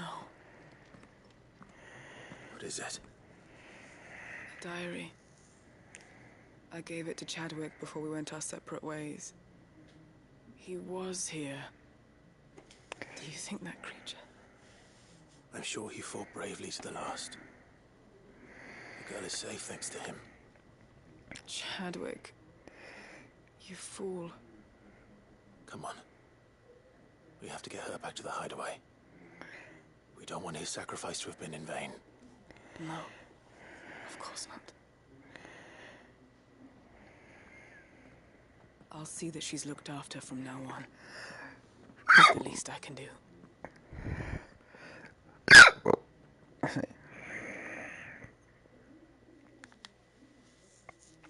Okay.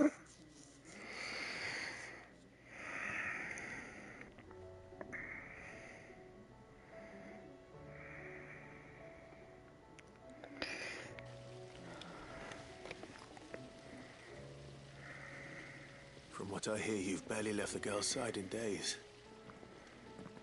I hope she's recovering from her ordeal. She is. Slowly but surely. She's far tougher than she looks. I thank the flames we found her. If we hadn't... No. But we did. I'm sorry we weren't able to save Chadwick. There's no need to apologize. Without your help, I would never have found out what happened to him. How he fought to the bitter end to save her. To save Haida Marie. That's the man I remember. The man I thought of as a brother. I wish I could have met him. I'd like to hear more about your past.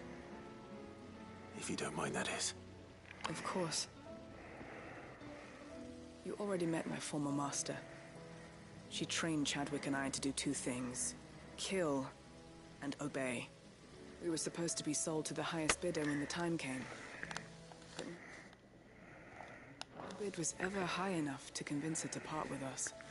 For years we were her daggers in the shadows. But we could never quite shake our doubts about the things she made us do.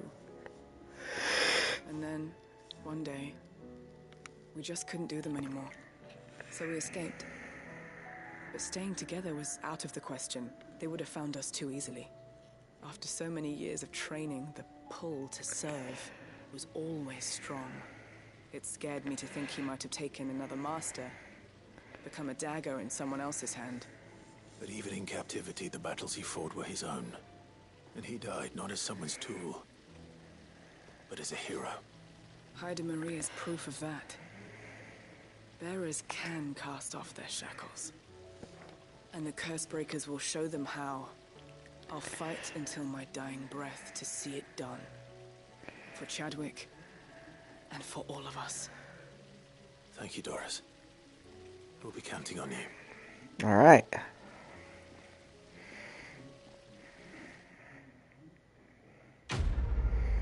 Quest complete.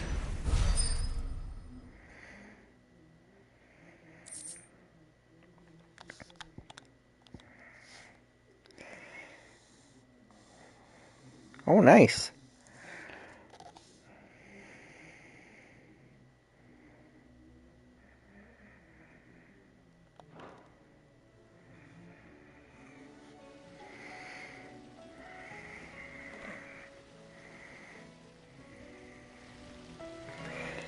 Okay.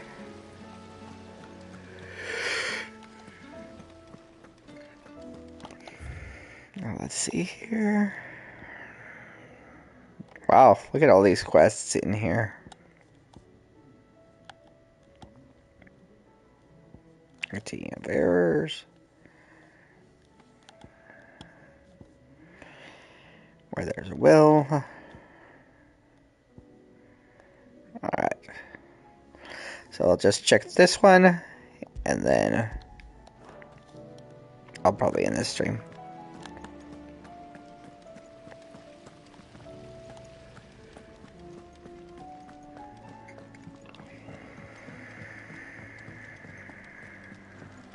What do you think happened to Miss Meadow? I heard she was killed.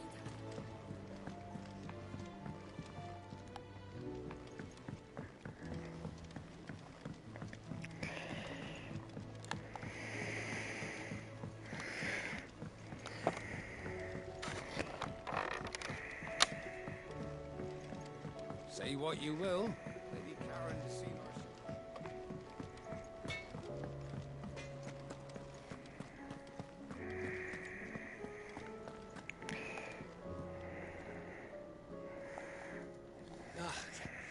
You alright? Something troubling you? No more than usual. It's just... Etta's baby will be coming soon, and I wanted to make something for it. I'm sure she'd like that. Back in the north, families would always make gifts when a bairn was on the way. I'll let the little tykes know they were welcome in their new homes, like. So, what's the problem? Well, the problem is that Etta's due any day now. I don't know if I'll be ready in time.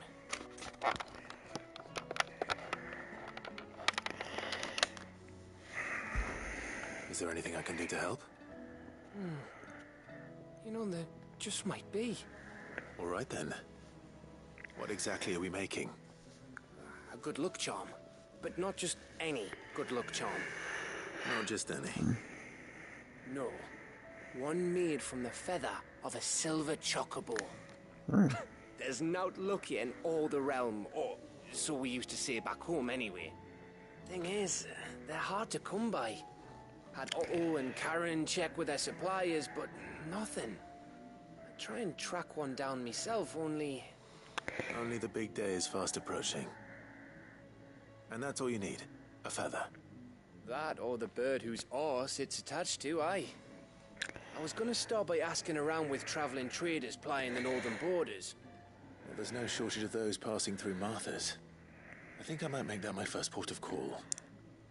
I'll let you know if I find anything. You're a good friend, Clive. I won't forget this.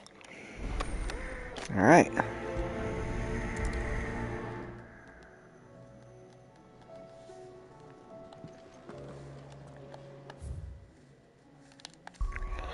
To Martha's Rest.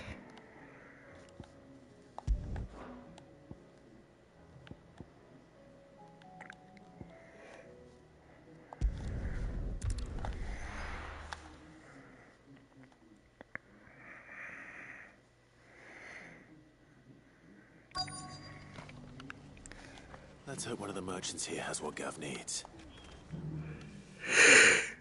I'm looking for something.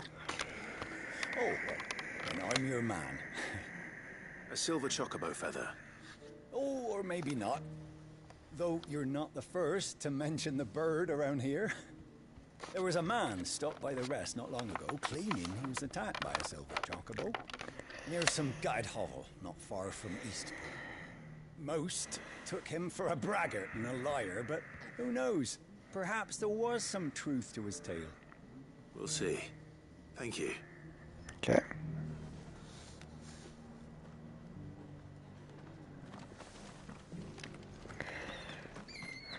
Look, Daddy. Shiny thing.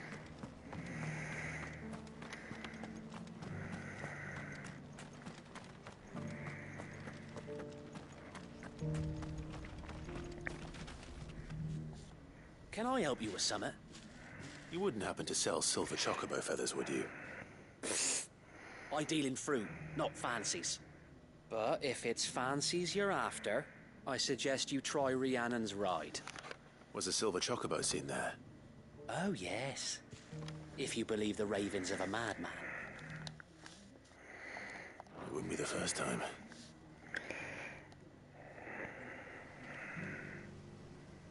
Okay.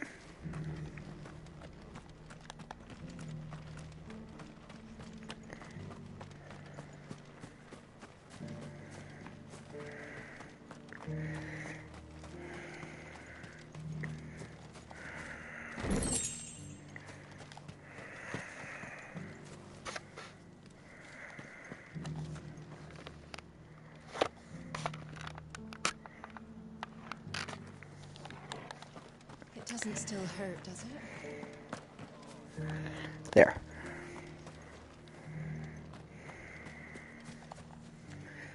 How do, traveller? You've the look of a man who could do with a new whetstone. Or perhaps a bawdy etching of the Viceroy. Maybe another time. I'm looking for a silver chocobo feather. If that's the case, rumours are all you're likely to find. No one has seen a silver chocobo for years. Word is they were all hunted for their feathers. Some northern nonsense about bringing good luck. Didn't bring them much, nor their bows. If any are still out there, I reckon they'll be doing their damnedest not to be discovered. You're probably right. Thank you anyway. A silver chocobo sighted in the hills near Rhiannon's Ride. It sounds almost too good to be true. But since I'm already here...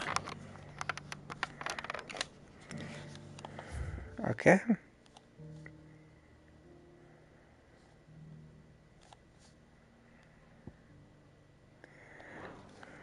I've got greens of all shapes and sizes.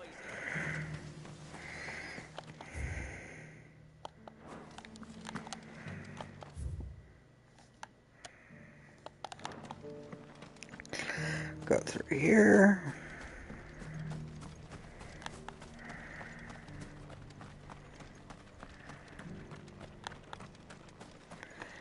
down.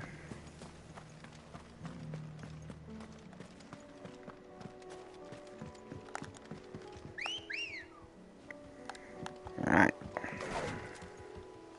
Ready, go?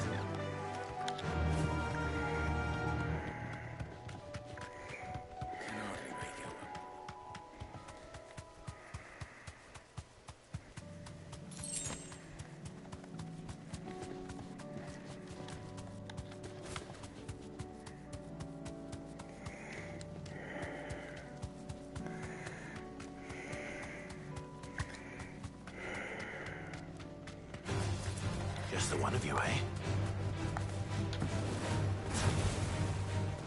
Give me the... This one.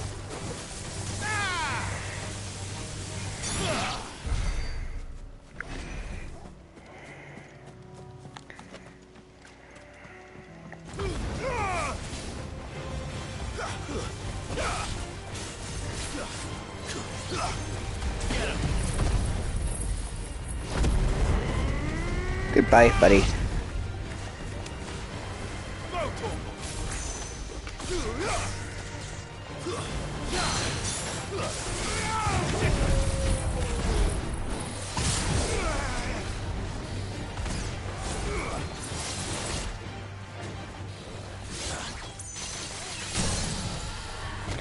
Oh yeah.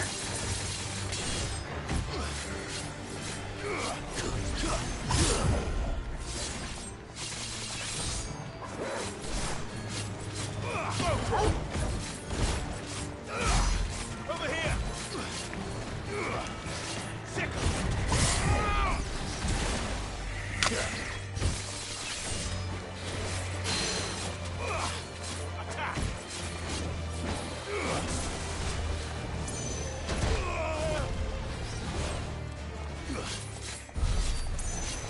No mistakes.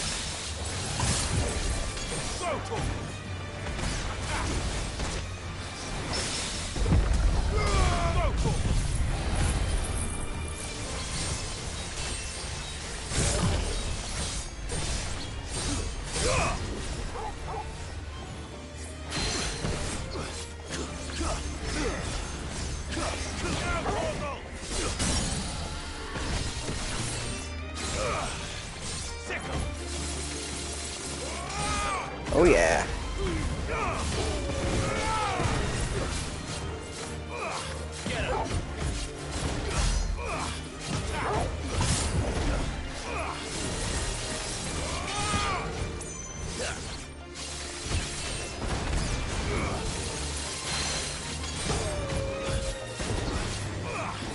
This one.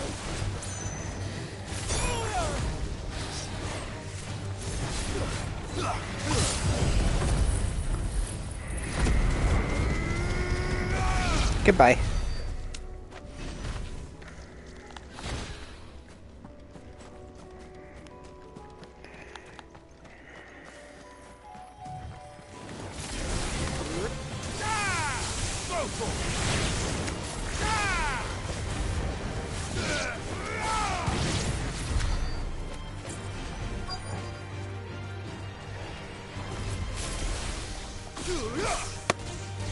Get him.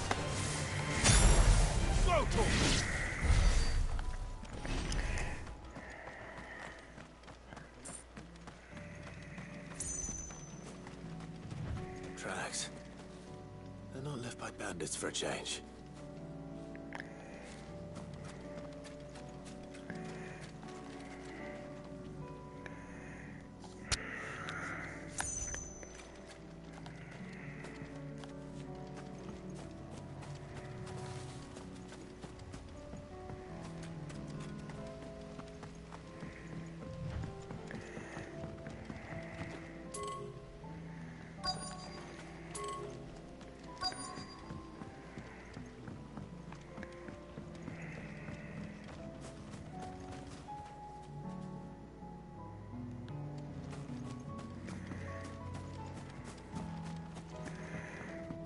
Okay. There we go.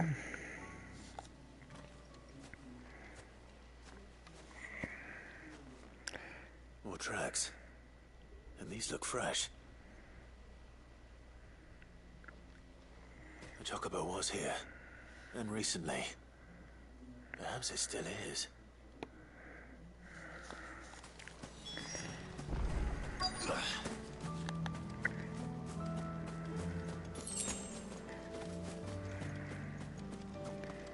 I don't hear anything.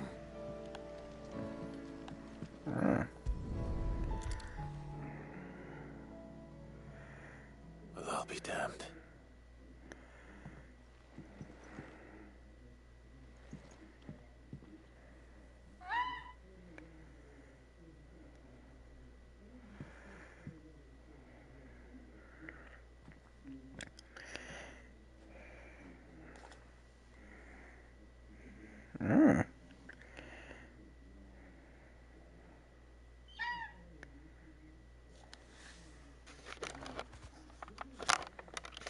It's all right.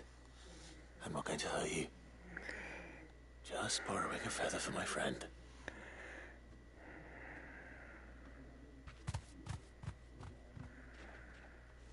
Thank you.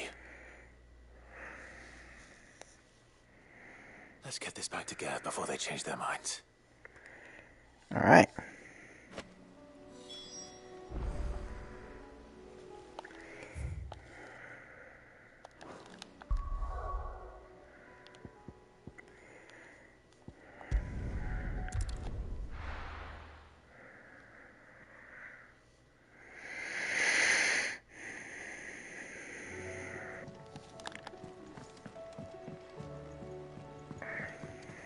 All right, Gav.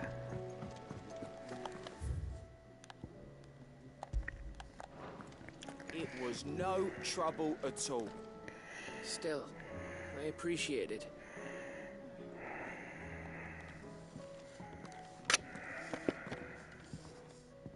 Clive, you're back. How'd you get on? Any luck? Any luck, you say?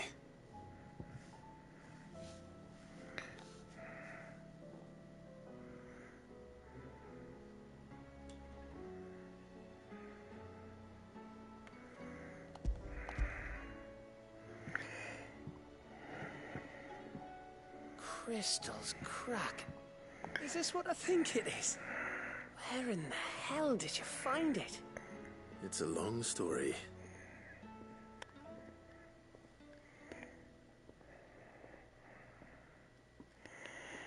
Right there on the road to Eastpool. Who'd have thought it?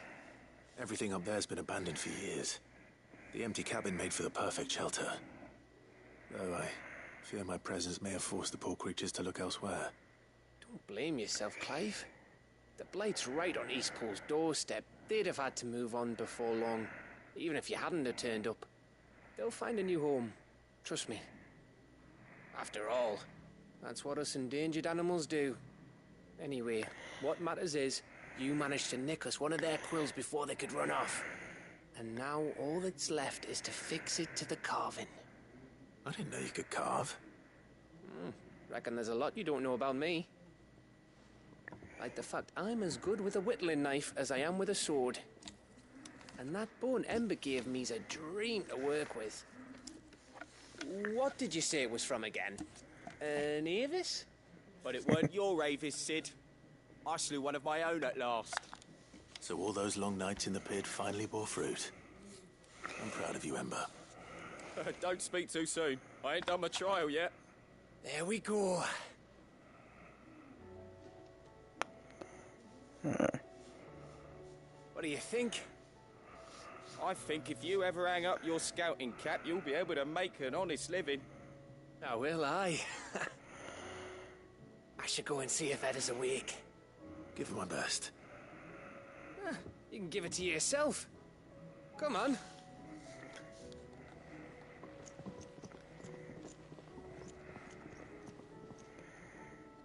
Okay.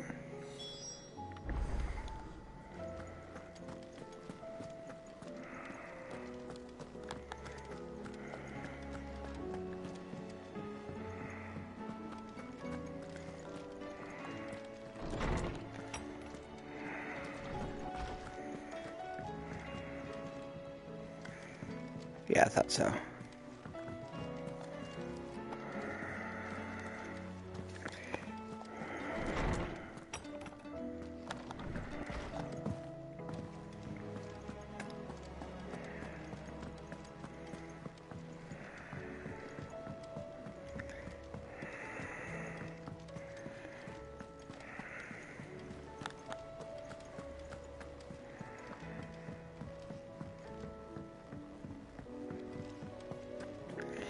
let's see here.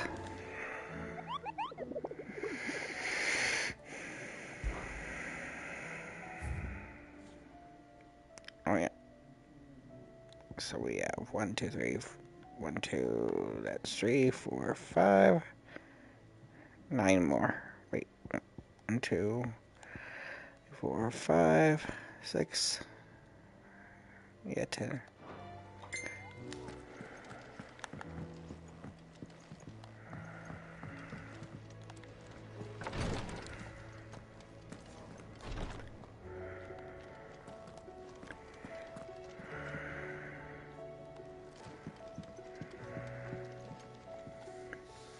Ah, me lords. How are you feeling? Well, thank you. Is something wrong? Wrong? No, nothing like that. What it is... Go on, please.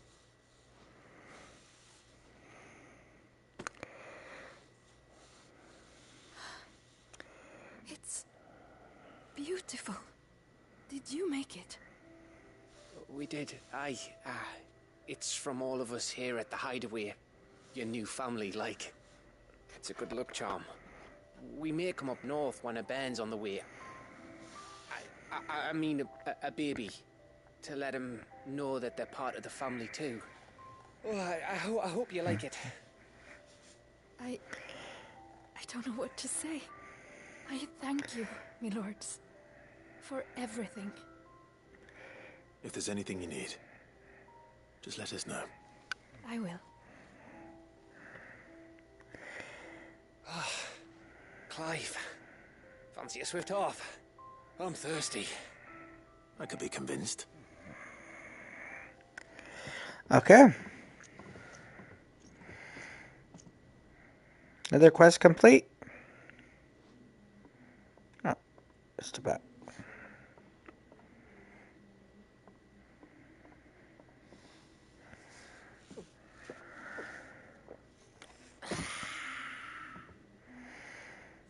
Don't you think you've had enough? Oh, we're celebrating. I'm gonna be a father. I think Edda might have something to say about that. You know what I mean. Bit of light in these dark times.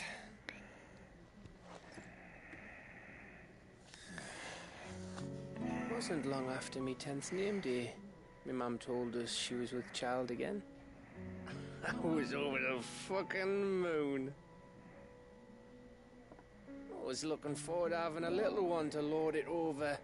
What with me being the runt of the litter. Thought I'd finally have a chance to prove to the world that I could be a big brother. Imperials came the day she went into labour. Had myself a baby sister. And then I didn't. My whole family gone in a blink, while I hid in the cellar like the spineless little arsehole I was.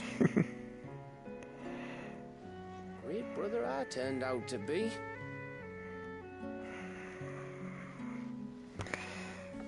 I'll never be a leader. And I'll never be a hero. I'm just a daft little dog who comes running when his master calls. I'll never be like you, or Sid, or Jill, or even Torgal. Have you finished? Maybe.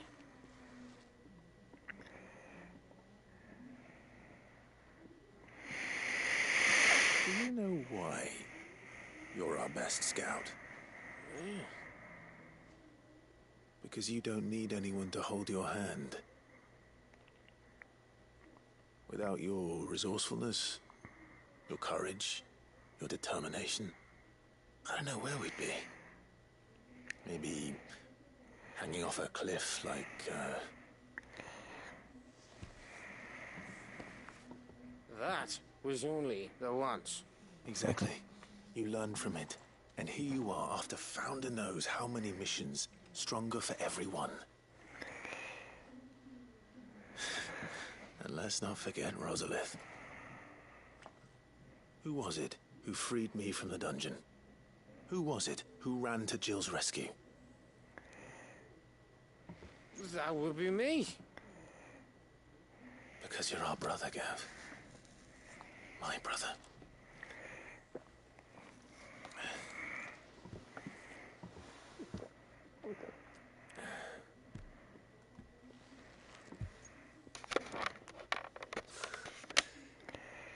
Your brother.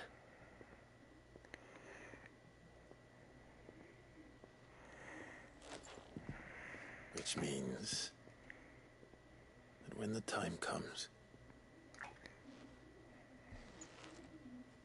I get your room. And your sword.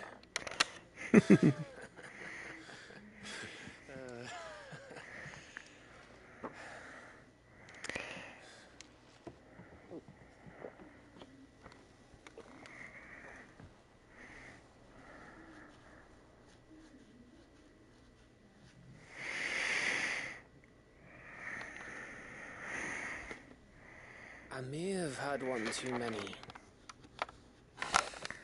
you may have had 10 too many.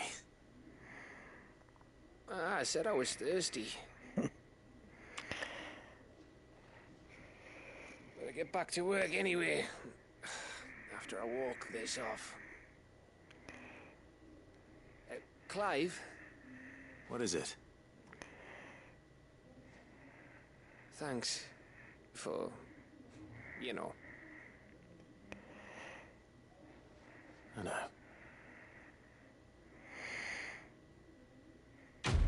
All right.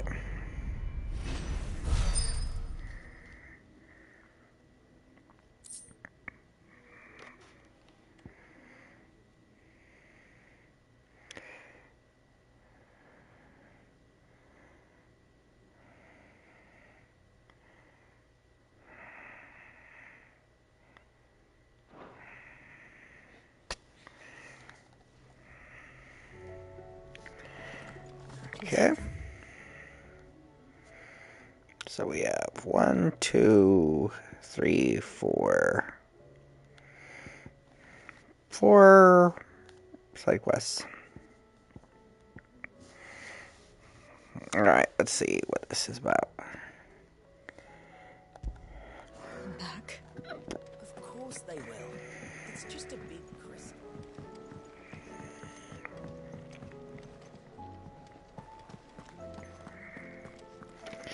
Ah.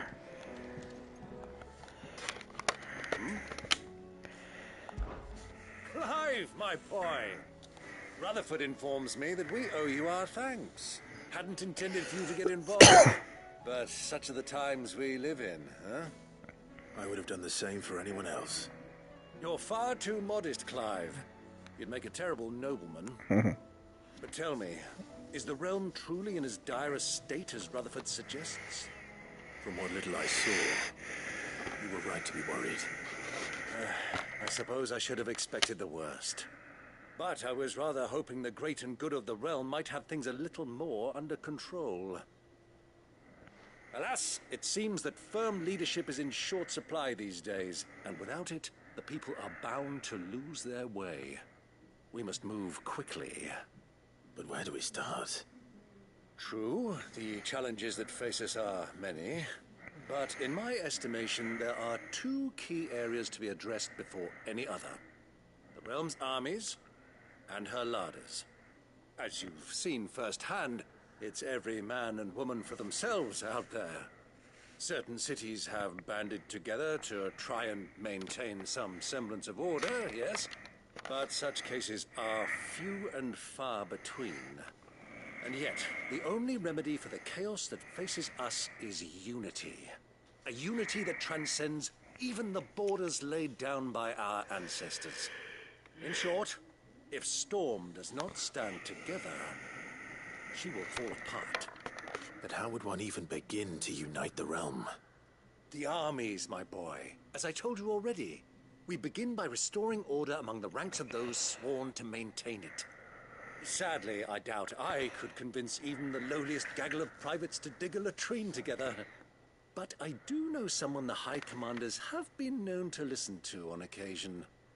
Field Marshal Eugen Havel. I thought he was retired. He was, until an Akashic army tore through Randalar and killed most of the rank and file. There is no man alive more capable. Literally. And as luck would have it, I've already spoken with him on the matter. Of course you have. And he's agreed to help. On one condition. That he first speaks with you personally. Havel has always been a man of frustratingly rigid principle, and he has certain qualms about clasping arms with, well, with an outlaw. I extolled your many virtues as best I could, of course, but the old goat was adamant that he be allowed to appraise you in person. You don't mind, do you, my boy? Of course not. As long as chaos reigns, we will never build a better world. I'll do whatever it takes.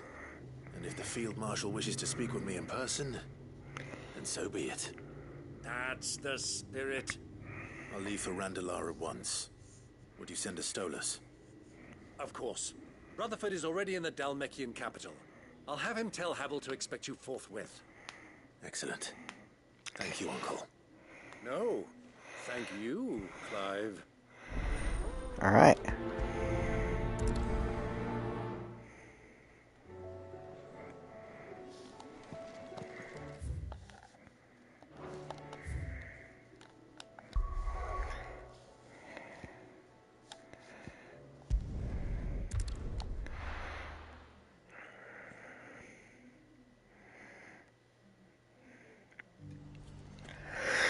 Okay.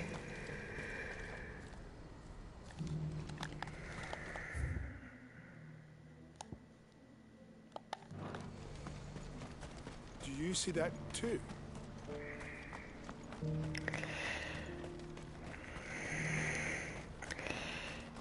Papa? What is it? Oh, please. Just make it stop. I'm scared.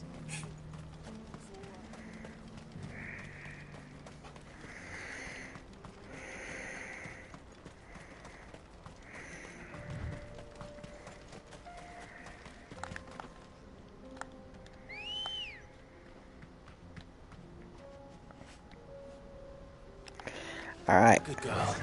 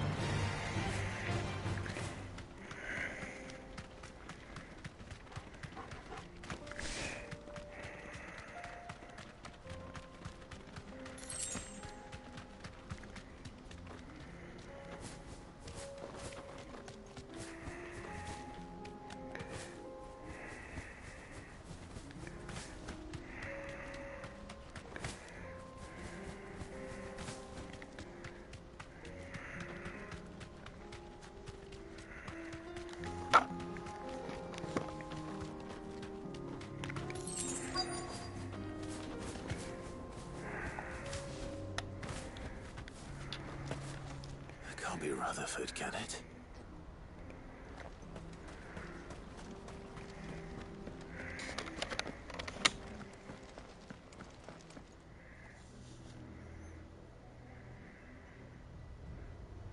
Turncoats and cowards, the lot of you!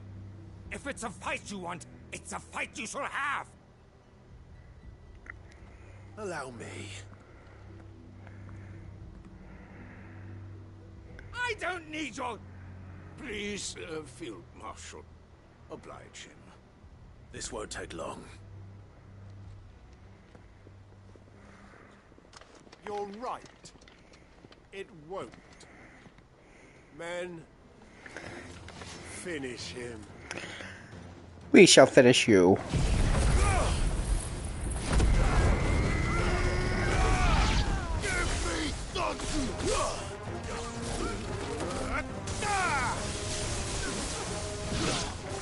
Over here!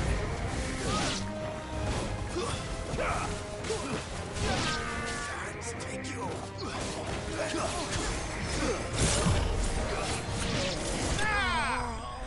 Goodbye.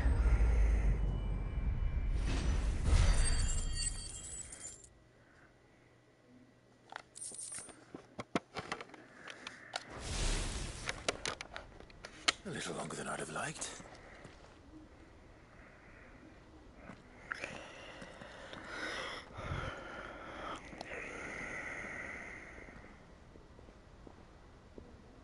Field Marshal Havel, I presume. Are either of you injured? No, my lord. You arrived just as our escort turned on us. Fucking traitors. I'd heard reports of soldiers in the outlying regions abandoning the oaths they swore. But I hadn't thought the corruption had reached so close to the heart of the Republic. It's a fucking disgrace. Your interfering old bastard of an uncle tried to warn me, of course. My lord Marquis. Or is Sid the Outlaw more to your liking? Call me what you want. It doesn't change who I am, or the urgency of the message I bring. My uncle has a plan to right the realm, and he needs your help to see it through. Before I agree to anything, I'd have you answer one question. What do you stand to gain from all this? I won't deny that I might benefit from further chaos. But I seek a new beginning for all of us. And while the choices I've made may not always have been the right ones, I know I made them for the right reasons. For so long, so many of us have been told how we could live, how we could die, when it should have been our decision all along.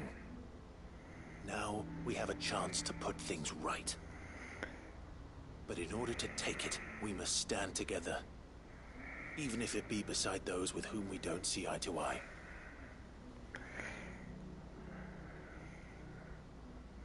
Certainly not the words I expected from an outlaw. But perhaps your uncle was right. You are no ordinary outlaw. I'll never hear the end of this. All right.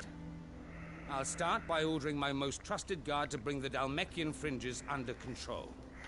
Next, I'll make contact with my counterparts in the Imperial Army and see if I can't convince them to try and restore order in their own territory. Thank you, Field Marshal. But they are not the only ones we will need to convince. What do you mean? I don't doubt that I can bully some sense into a few generals. But those they answer to require a different kind of persuasion. And when it comes to honeyed words, well, we will need an envoy. One who can court even the most stubborn of statesmen. You, perhaps. I'm flattered. But I'm no diplomat either. And I have other problems to attend to. What we need is a skilled arbitrator. And I may know just the person. Is that so? And would he happen to be an outlaw too? Of a different kind, perhaps. Well, beggars can't be choosers. I suppose we'll all have to find a little of the outlaw in ourselves if we're to make it through this. Very well. Send your man to me right away. I shall. And who is it, Gav? Or Otto? My Lord Marquis.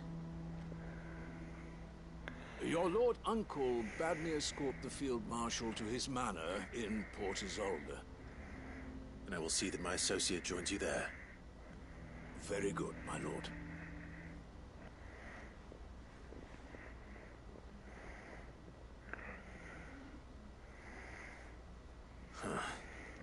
An envoy.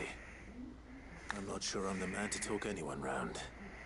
I can barely convince my brother to take his medicine. No. This is a job for someone with experience. Someone like Quentin. I hope I can convince him at least.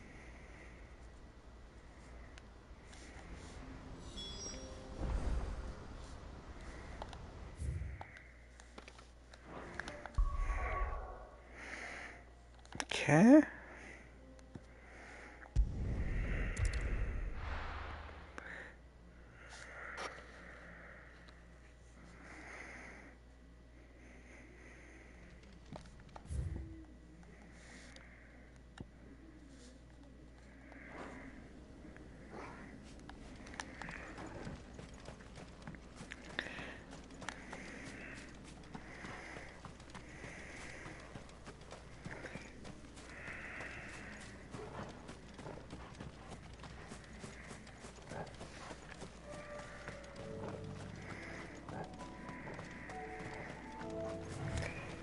Okay.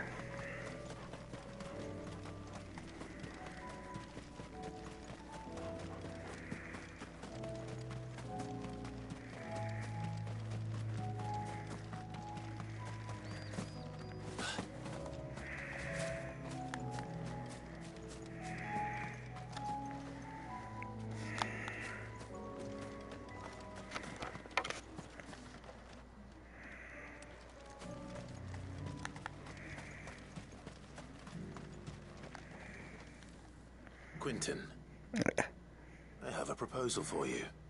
Do you now? Something tells me you'll be asking more of me than a cask of Gotand gold. Go on then. Propose.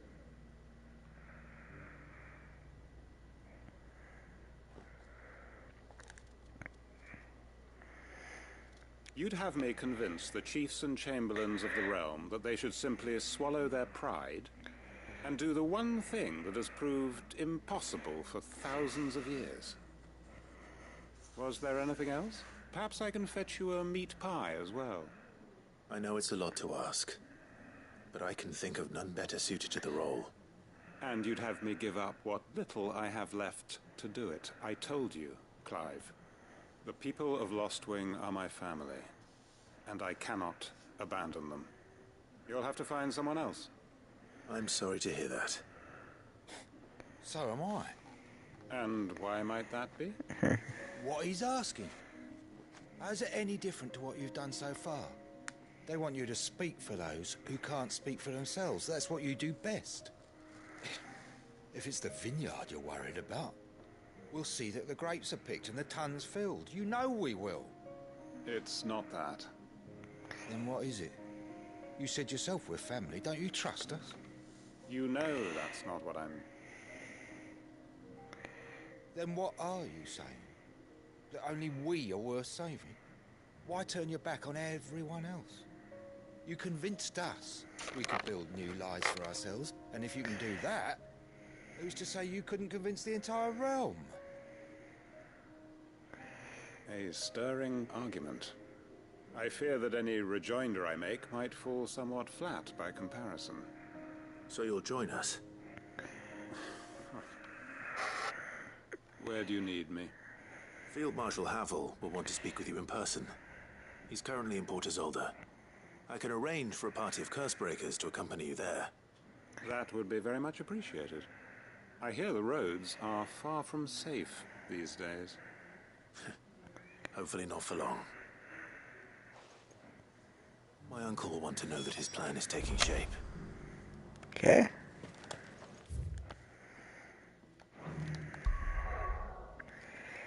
To the hideaway.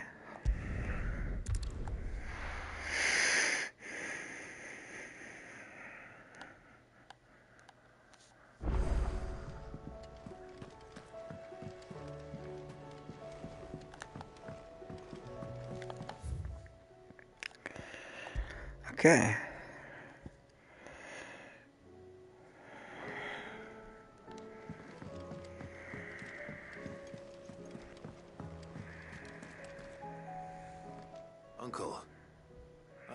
news. The Field Marshal has agreed to your plan. Ha! Of course he has. I didn't doubt you for a moment, dear boy. Rutherford is accompanying him back to your manor in Porter's Alder as we speak. They will await your return there. As will one other. One other? Who, exactly? Lord Havel was concerned that even if he could get the realm's armies to agree to an accord, he might not be as successful in convincing those with political power. He asked if I might have a solution, and I suggested a certain Imperial Lord Magistrate turned Liberator. One of your co-conspirators? Master Quinton would probably call me one of his. But yes. Another outlaw, then. Just the thing we need to put these rotten politicos in their places. Good thinking, Clive. I'm glad you approve. The more the merrier, eh? Uncle, assuming Havel and Quinton can solve our problem with the armies, you still haven't mentioned how we might manage the grain shortages. Oh, don't you worry, my boy. The 7 high houses will be seeing to that. They have all agreed to make the most generous of donations. Oh, of course, it did take a little persuasion, but luckily I had some unexpected help. From who? Why, you, my boy. Rumor has it that you rescued the Lady Ariane's head steward Rockford from a horde of bloodthirsty bandits. It was more of a handful. Well, the old battle axe was so pleased. She had a shipload of talents delivered to my private docks by the next new moon. And when the other houses saw the parsimonious old crone's purse strings finally loosen, they as good as tripped over themselves in the rush to follow suit. I'm happy to hear it. Now, I must be getting back to the manor. Join us there at your earliest convenience, would you? Of course, Uncle. Alright, let's hopefully that we can see it.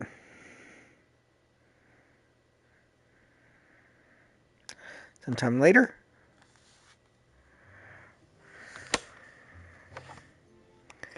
And how, pray tell, will we get that grain to the capital if the roads are still overrun with akashic?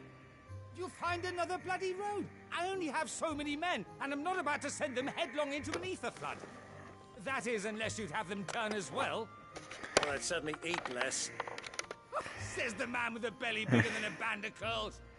My soldiers actually need their rations. Without any food to keep them going, they'll be dead even before you've sent them on your fool's errand. If I may, gentlemen, perhaps I might suggest an alternative approach. Though supply routes are indeed disrupted, there is no shortage of ships. Indeed, they bob away in every bay from here to Randalar, awaiting a safe haven. Allow them to make port and fill their bellies full of grain. And once those who crowd the cities are fed, ferry the displaced back to the countryside to work the fallow fields. But I'm sure that you wish to continue your discussion. Forgive the interruption. 2 such firm friends as yourselves need no help from the likes of me. Rutherford spoke fondly of the great bond between you. Us? Friends? I can't stand the man. Clive, I'm beginning to question the quality of the company you keep. And what kind of company were you expecting him to keep? The man's a criminal. Criminal? How dare you? You are not fit to breathe the same air as this fine, upstanding young gentleman. Upstanding? He calls himself Sid the bloody outlaw. Once more onto the breach.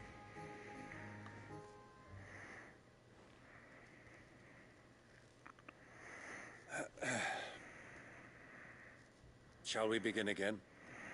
What we seek here is not to create a new nation, nor to claim the thrones of those that already exist. We wish simply to bring stability to the realm that mankind might weather the current storm. And to do that, we must convince those in power, the generals, the statesmen, the nobles, that our cause is just. There will be disagreements, yes, and I imagine some resistance, much resistance. But we cannot let that deter us.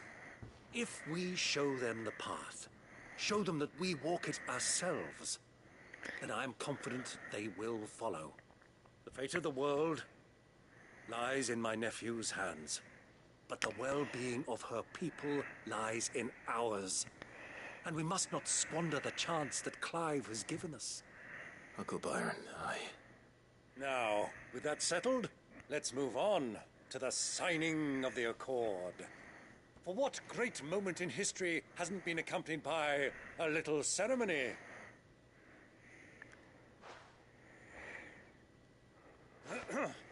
Citizens of Valisthea, I present to you the Tri-Unity. Rutherford, Mike Will. Here's Quill.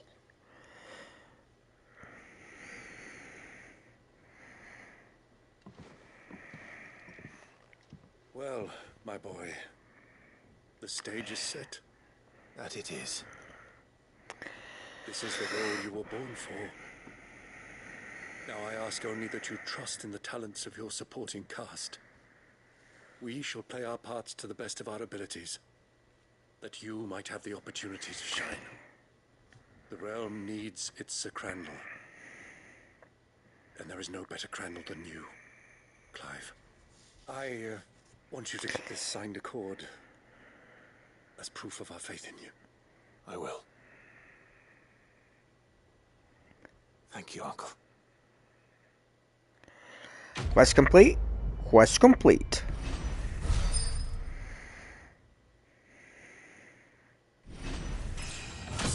Level up.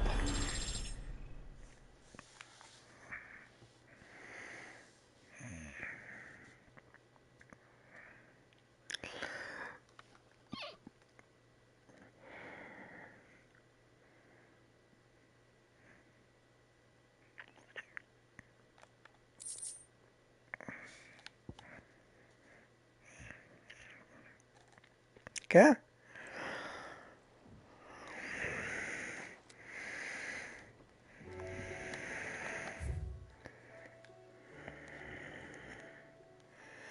So we have 3 more. Okay, let's see what this one is.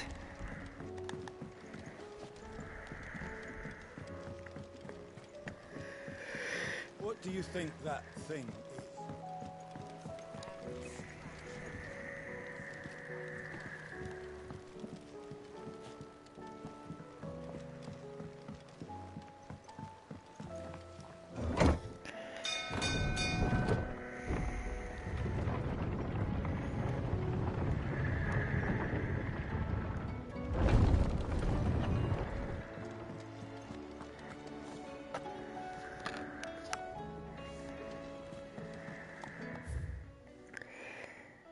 Okay.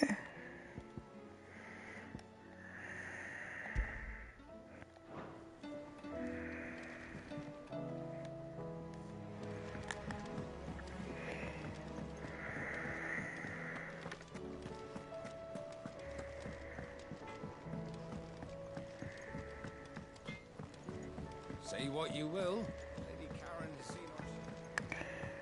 All right.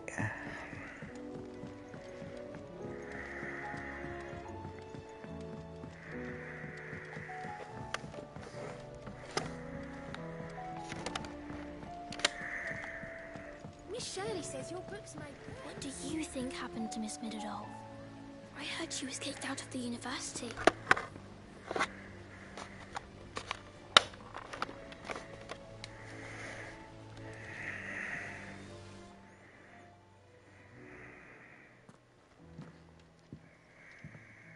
Sid, you have to help us. With what? You didn't take apart another of Mid's contraptions, did you? No. Well, yes. But that's not what we want to talk to you about. It's Miss Middledorf. She's been acting strange. Very strange. She's barely ever around. When she is, she acts like we aren't even there. Her head's in a crowd. In the clouds. That's what I said. In the clouds. Well, she does have a lot on her mind. When did you last see her? Not long ago. Right after she got back from saving you from Stonehenge. Then it's probably just about the Enterprise. It did take quite a battering on the way there and back. Didn't break it, did you, Sid? You really should be more careful around Miss Mididol's inventions. Don't listen to her. Even if you did break the Enterprise, you could put it back together, couldn't you? But who's gonna put Miss Mididol back together? She seems really sad. Why don't I go and see if I can cheer her up? You do that? For us? She's in her dungeon. Don't scare him. It's not a real dungeon. Thanks for the warning.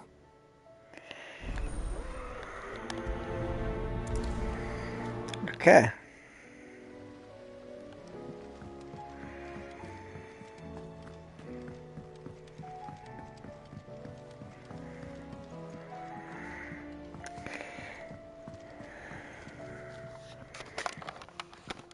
Mid, if we have a... That's it! I knew it! The answer was right here under my arse all along! If this doesn't steer to the skies, nothing will! To the skies? You aren't trying to give the Enterprise wings, are you? What else would I be doing? The children seem to think you're avoiding them. They're worried about you. Is this really so important that you need to shut yourself away from everyone? The Enterprise is already the fastest ship in the realm, and that's with the sea beneath her. But what if she weren't bound to the waves? What if she weren't bound to anything at all? It's not fair. The gods get the skies all to themselves, so I'm gonna do something about it. The Fallen had their chance, but they relied too much on magic. And see where that got them? But not me. I've discovered how to do it without. Well, almost. First, I need to make a prototype. And is that a one-woman job? Are you volunteering? I'll have you know the Enterprise is my baby. But if a godfather's offering to lend a hand, I'd be happy to take it. First, I'll need oil, and not just some old drippings from Miss Molly's spits in the Tub and Crown. Refined stuff, like they make in Ordil. Then I'll need some bone, or shell. Light, strong, preferably no longer attached to the beast it belongs to. If it's beast bones you're after, I'm sure the curse breakers will know where you might find some. No, they'll know where you might find some. You're the one who offered to help, remember? I should speak with one of the curse breakers before I set off for Old Hill. See if I can't find this bone while I'm there as well. Has Mididol mentioned a new project yet?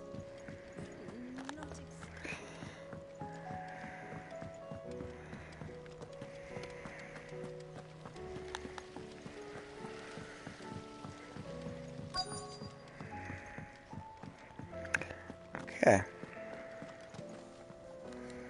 All right, Sid. Come to buy us around, have you? Only if you earn it. Mid needs a piece of light but durable bone for her next project. You've encountered your share of beasts on your travels across the realm. Any ideas? Most bones are the same. Whack 'em hard enough and they'll break. If it's durability you're looking for, shell will serve you better. You know what an adamantus is? I do. And I know to give them a wide berth. Will any old adamantus do? Well, with shells, the older the harder. There's a rumour of an ancient adamantus down in Karava, near Old Bidza. Or what's left of the village anyway. But don't expect to make quick work of the bastard. There's a reason it's lived as long as it has. I'll keep that in mind. Thank you. Okay.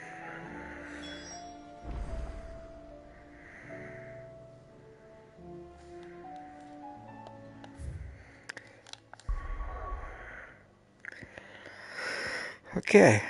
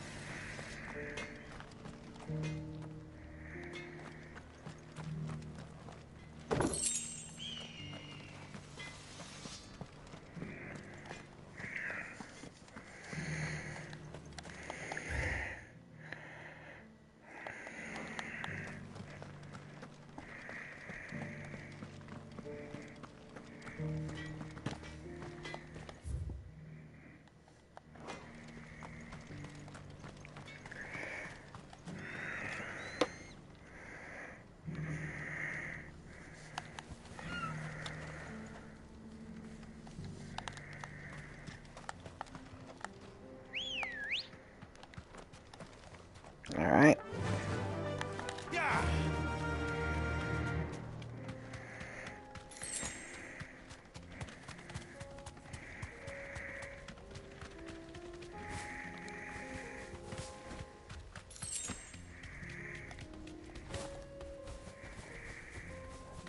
Here we are again.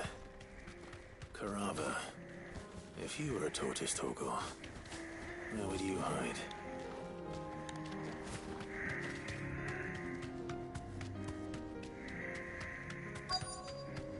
Here, water.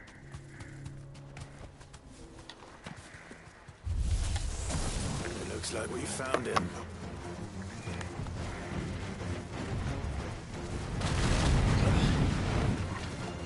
Get him! Give me the...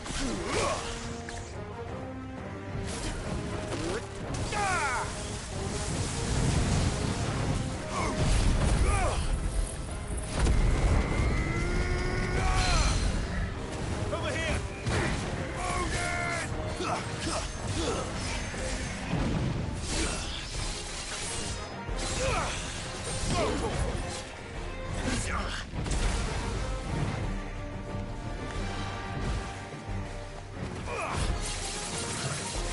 Get him!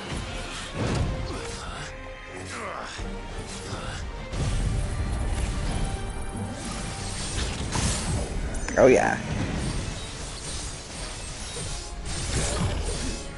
All yours, Torgor.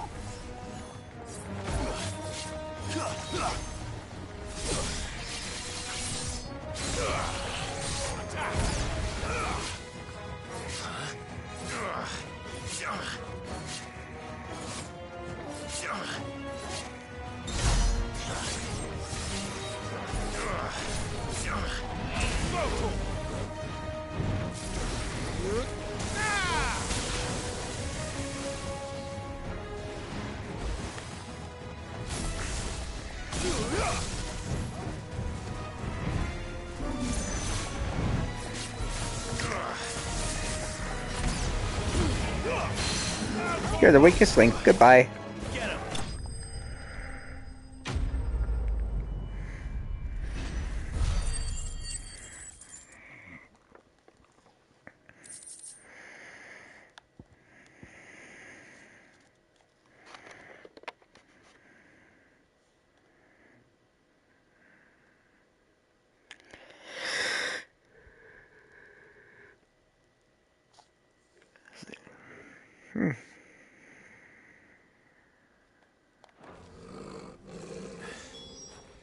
If Mid needs another, she can come and get it herself.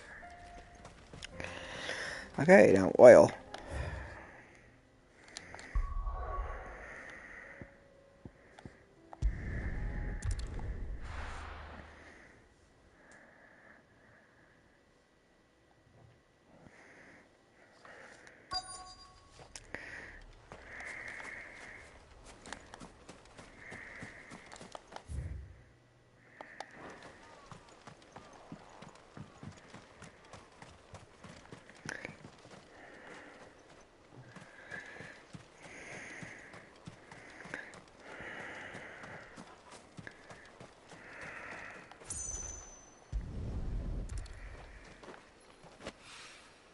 Mid's oil. After what happened here, it's a miracle there was any left at all.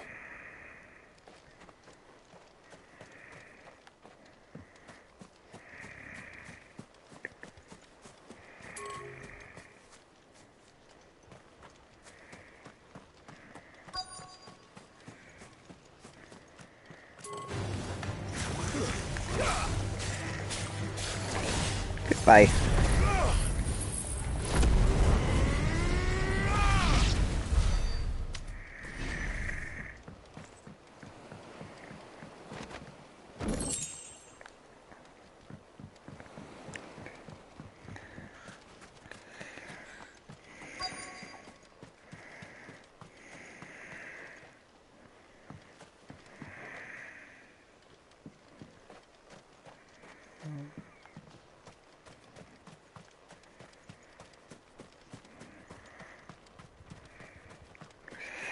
There we go. I better get these materials to Mid so she can finish her prototype.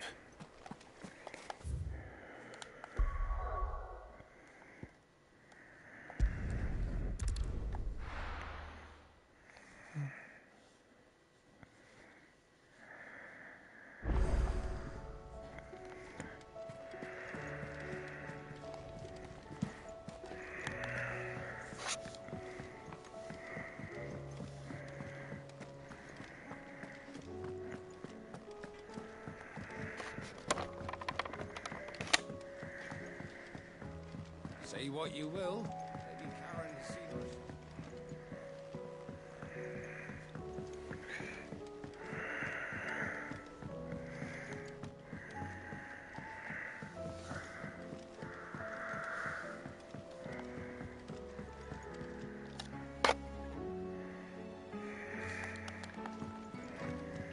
Okay.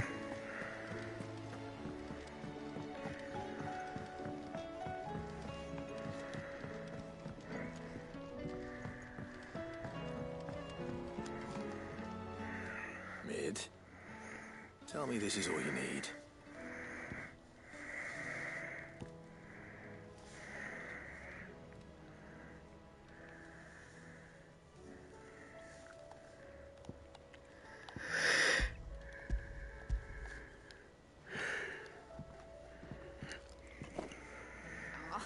You make it sound like I asked you to save the world or something.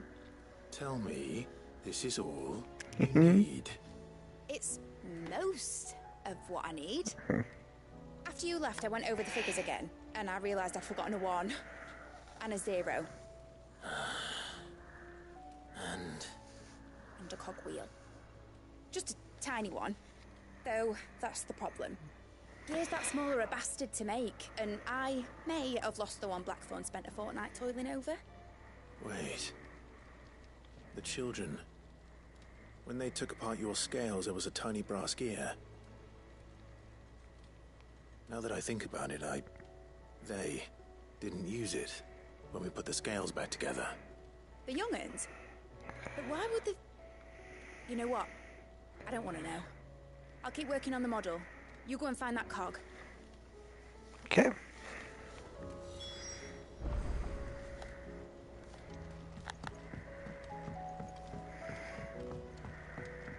Has Midadol mentioned a new project yet? Sid! Is Mid still hiding from us? She wasn't hiding. She's fine. She's just busy working on her next project. A new invention? What is it? What is it? Is it an airship? I bet it's an airship! Do you think she'll let us help? That just so happens to be why I'm here. She needs something special, something only you three can provide. A brass gear. A tiny one. One that might fit on, say, a set of scales. Oh, the one you forgot! We remember! We saved it, just in case. It's in the bag of bits. Since your lesson, we've been disassembling, then reassembling everything we can find. All the pieces that are left over, we keep under our beds, just in case. That's good to know. Look! I found it!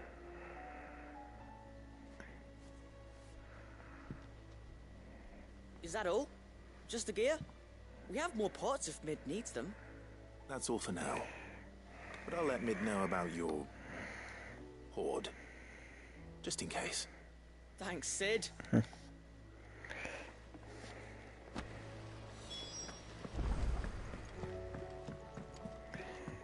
Okay.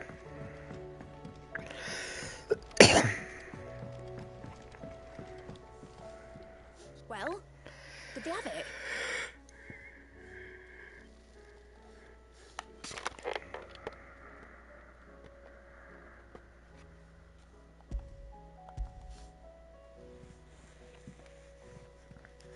They did.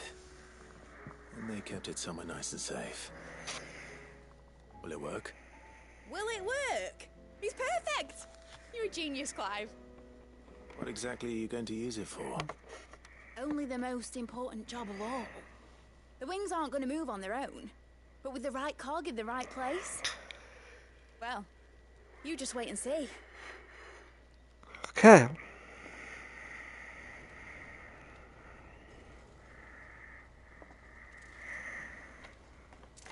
That should do it.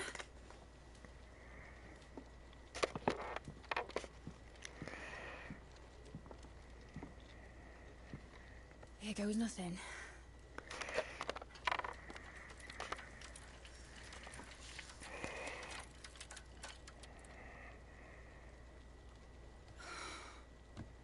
Titan's tits.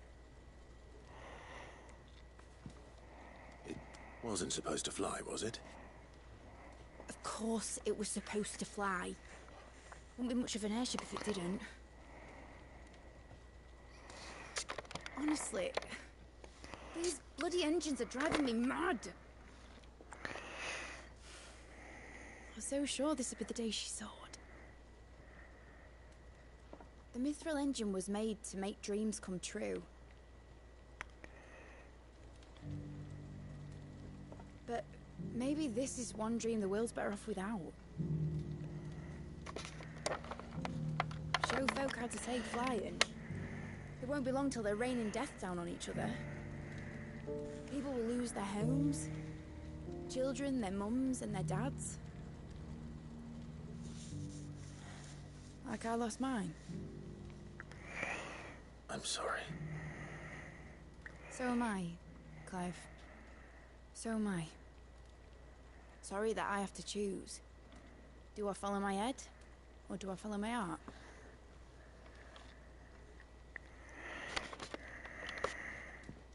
Good question. The first time I stood on the deck of your ship, felt the wind in my hair. It was like I was flying. But imagine how it would feel to actually do it. My dad always said there were two ways of living life. Chasing a dream or shuffling to your grave. And he were right. Right about a lot of things. Not that I like to admit it. People need dreams to chase. Especially in a world like this.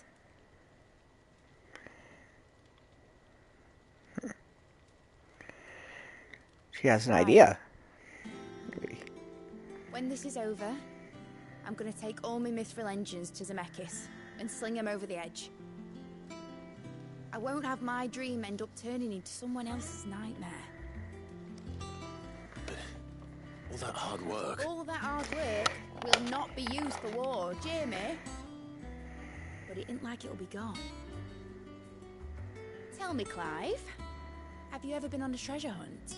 Not since Joshua and I were boys. Why do you ask? Because I'm going to bury the engine schematics and leave behind a little riddle telling people where to find them. A really hard one, so that only the most dedicated dreamers will ever be able to work it out.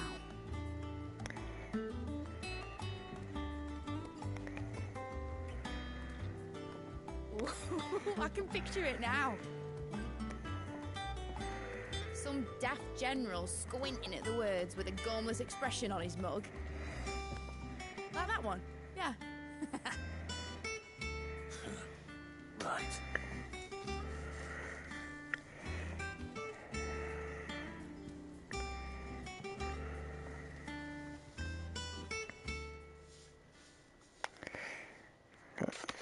Quest complete.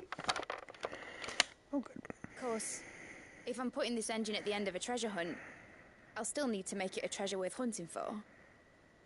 Won't be much of a prize if it couldn't even make a toy boat fly after all. My dad always said, dream big. But it ain't the size of a dream that's important, is it, Clive? Only that it's a good one. And I reckon I've got a fair few good uns left in me. I'm sure you do.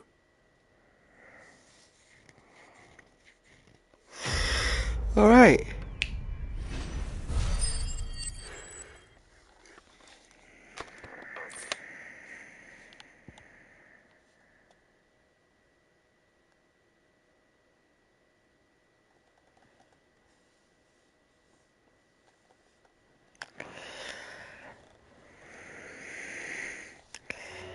Okay.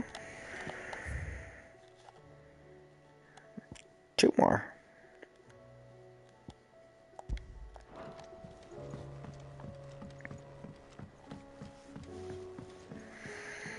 Has Midadol mentioned a new project yet? Whatever should I write next?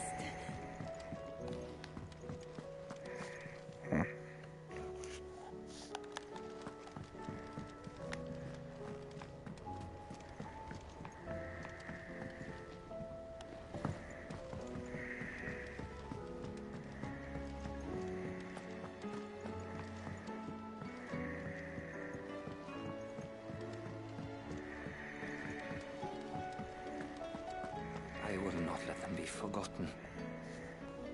Sid, may I have a moment? Of course.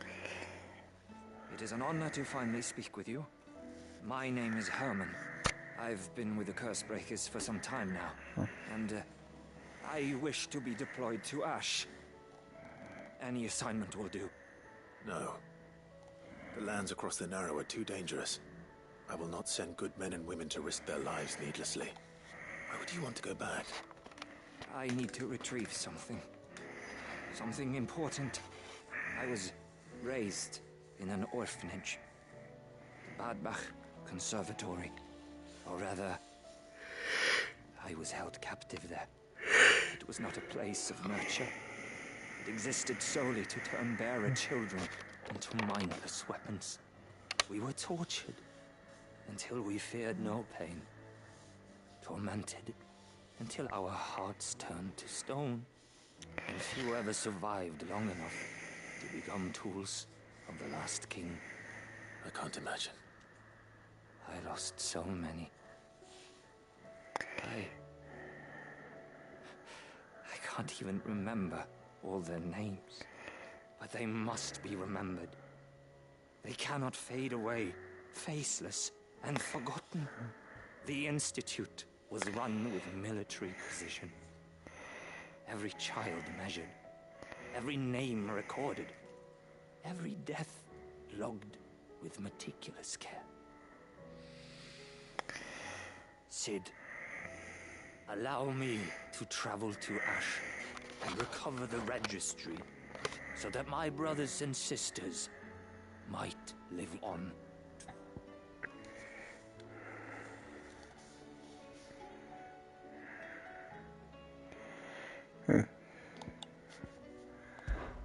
You were a good friend, Herman. But the fact remains that Ash is simply too dangerous. Sid, please. Even should it cost me my life. Too dangerous for you, Herman. But not for me. I'll go to Bad Bach and find the registry. You will? I won't let you risk your life. I don't know how to thank you. You can start by telling me where I'll find this orphanage. Vida Grace. Hidden in a forest, overlooking the plains. All right. I'll see what I can find there. May the mothers guide you.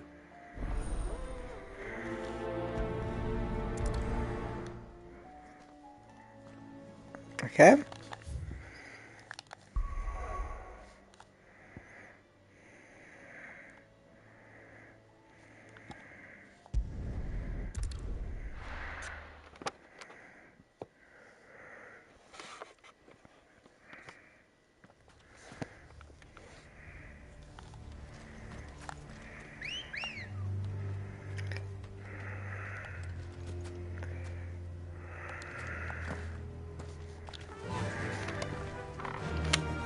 Run like the wind.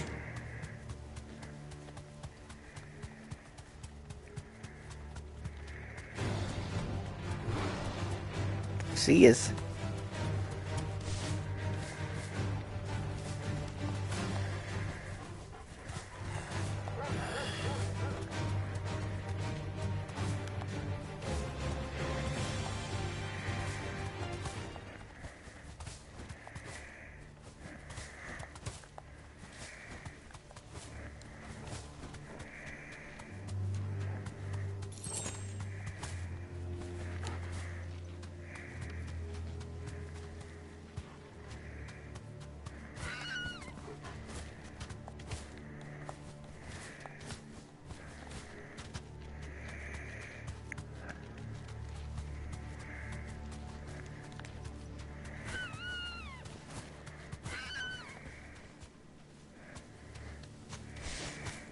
This must be the orphanage.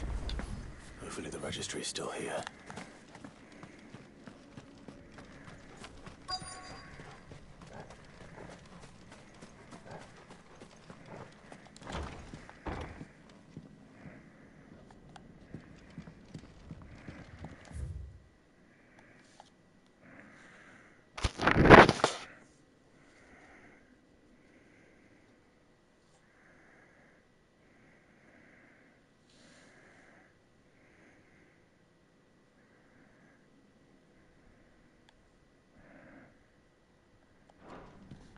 Conditioning. This is nothing short of torture.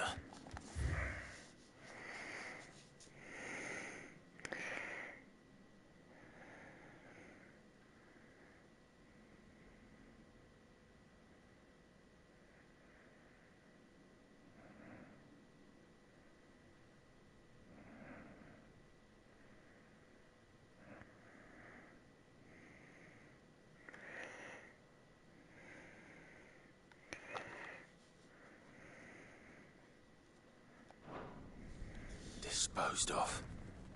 Herman wasn't exaggerating. It's a wonder he survived this place. I need to find that registry.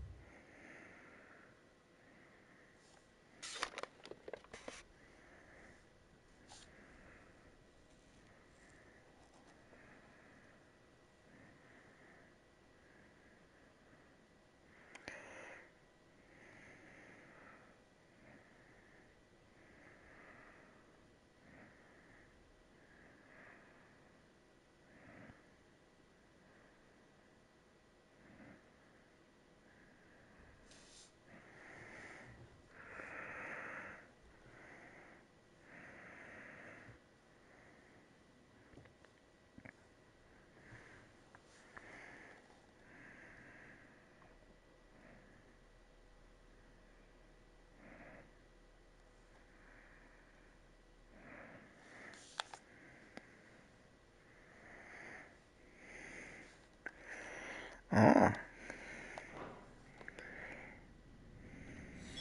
This reads like a suicide note. Did the director go through with his plan? There's only one way to find out. Of course he did.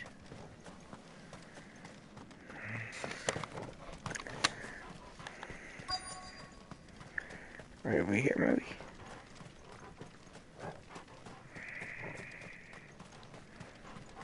Yep. A forked white tree. This must be the place.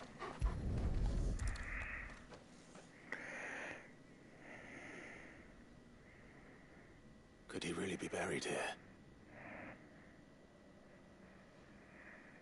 There's something hidden among the roots. Let's see.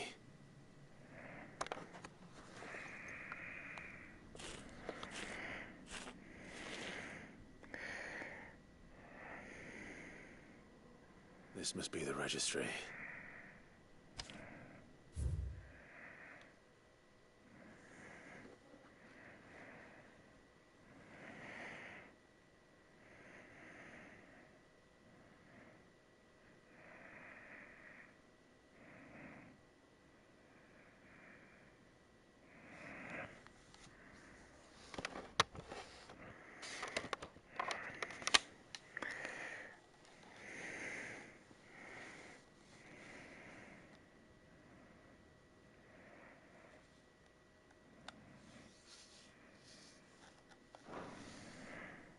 So many names.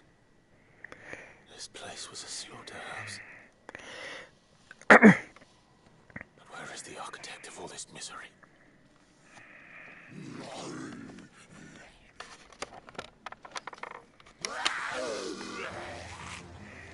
It was only a matter of time, I suppose. This place is cursed.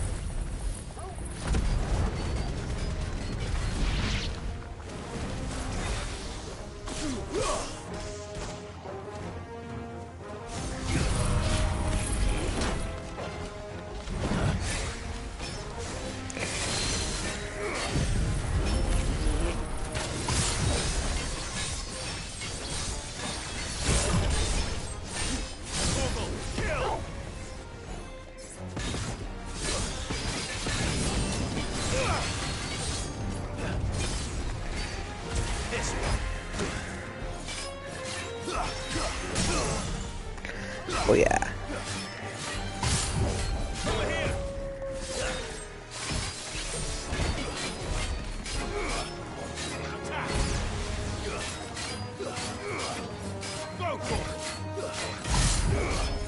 Over here!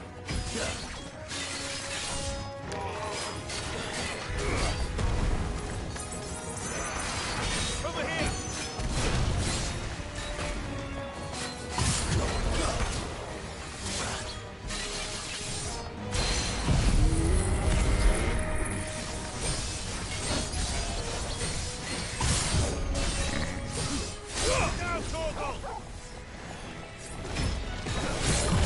Goodbye, buddy.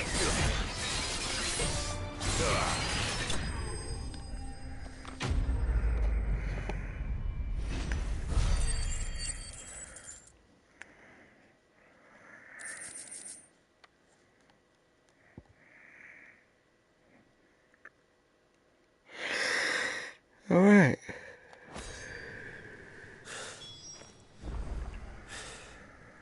I'm done here. Let's get the registry back to Herman.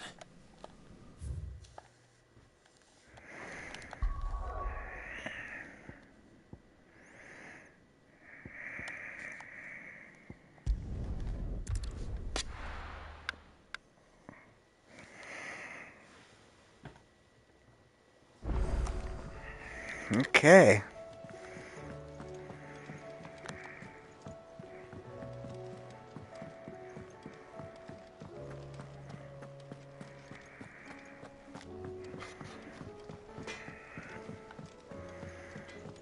Say what you will. Lady Karen seems-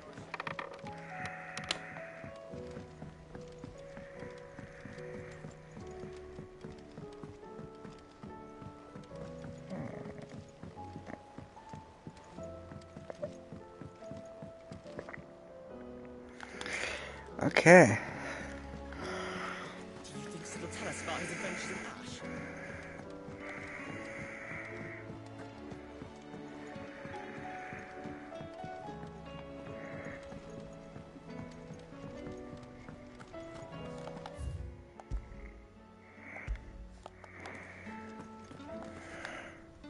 I hear that you traveled to Ash, Sid. Did you by any chance recover the names of my fallen friends? I did. Yes.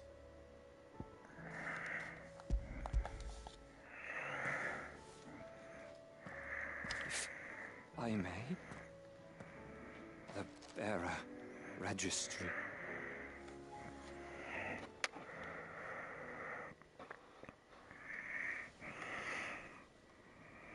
The director was a brutal man. He got no worse than he deserved. The registry was all I found beneath the tree. There was no sign of a body. Or any record of what happened to the children after the orphanage closed. I pray that at least some of them survived. All their names are here. The ones we lost. My friends. My light in those dark times. I can still remember their faces. Like it was yesterday.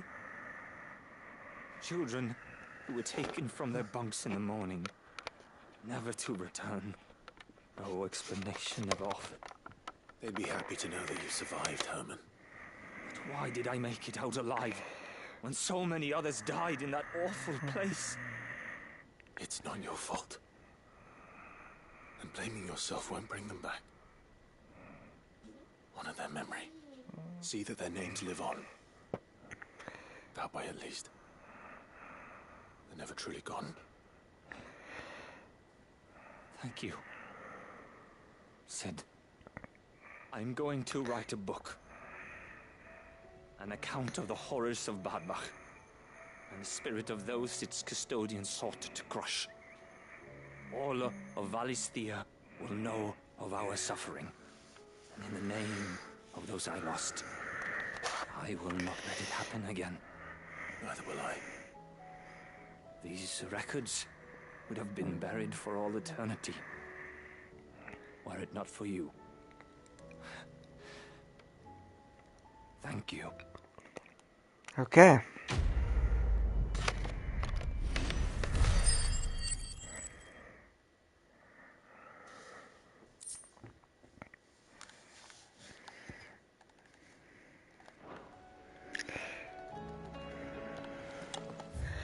Okay, one more, I think. Yep. The one with Joshua. So, there's a new mother.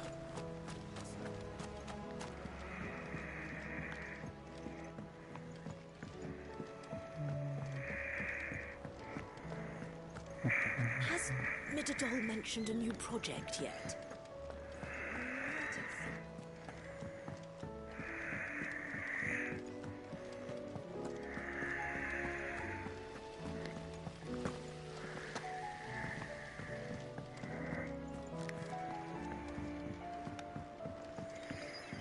Alright, so after this quest, or a little before, like when it starts, I'm going to actually end the stream.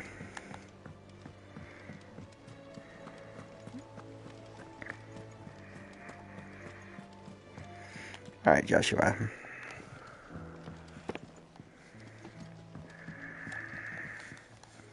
Ah, Clive. Joshua, what's wrong? And don't say nothing. It's not nothing. I've received word from Cyril. The Undying have found Father's will, or something akin to it. His will? How and where? In the crypt beneath Rosalith Castle. After Kupka was kind enough to drive out the Imperials, the Undying took the opportunity to recover what relics of the Duchy yet remained. And in the process of doing so, they found a letter from Father. I'm surprised anything survived down there. Cyril asked that I join him in Tabor at my convenience. I have been meaning to go, but would you join me? Of course. I want to know what's in that letter as much as you do. Very well. I am ready to leave when you are. Alright.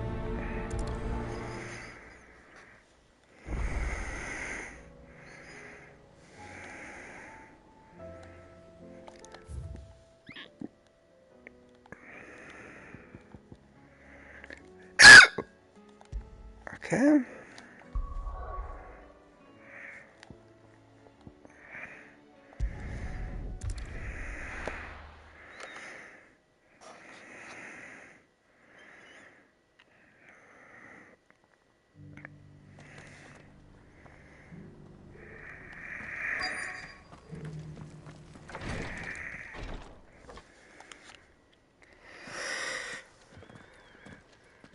Your Grace, my lord, I trust your... It was not overly onerous. Cyril, you found a letter from Father? Yes, I have it here.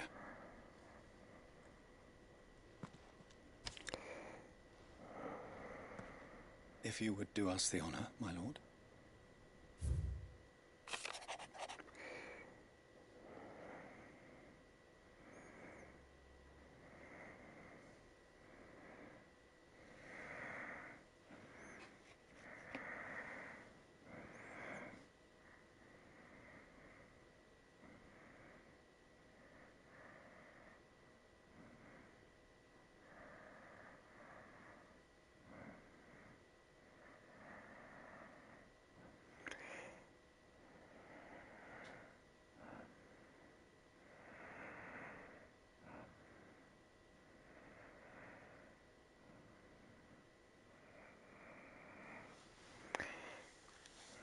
Okay. An inheritance. It would seem the late Archduke penned this missive shortly before his passing. The day before we left for Phoenix Gate. What are these plans he spoke of? His plans for the Duchy, Your Grace. Your father entrusted them to my predecessor, the former bearer of the Burning Quill, who entrusted them in turn to me. The complete emancipation of bearers is their stated aim. But your father's dream did not end there. His Grace also spoke of building hospices to care for those stricken by the curse, and the founding of a new university to further the development of non-magical technologies. With the blight spreading ever more widely across the twins, Archduke Elwyn saw this as the only means of securing Rosaria's survival. He wished to see men and bearers treated as equals, and to see centuries of common wisdom overturned. Small wonder he did not think it achievable within his lifetime. But he thought it achievable nonetheless. Had he not, he would never have written this message. Nor would he have entrusted his vision to his most faithful aides, those who would have stood with you, shielded you from the machinations of the less benevolent personages at court. It's a pity only they are still with us. 'Tis true that those most loyal to your father were the first to suffer the Duchess's wrath. But one at least remains, and she has come bearing gifts. What do you mean? Mayhap it is better that she explain, my lord. After all, the duties entrusted to me by my predecessor extended only to recovering His Grace's will and arranging a meeting with the one who might execute it, or a part of it at least. And where is this woman? She awaits you in the archive, Your Grace. Thank you, Cyril. Shall we then? Okay.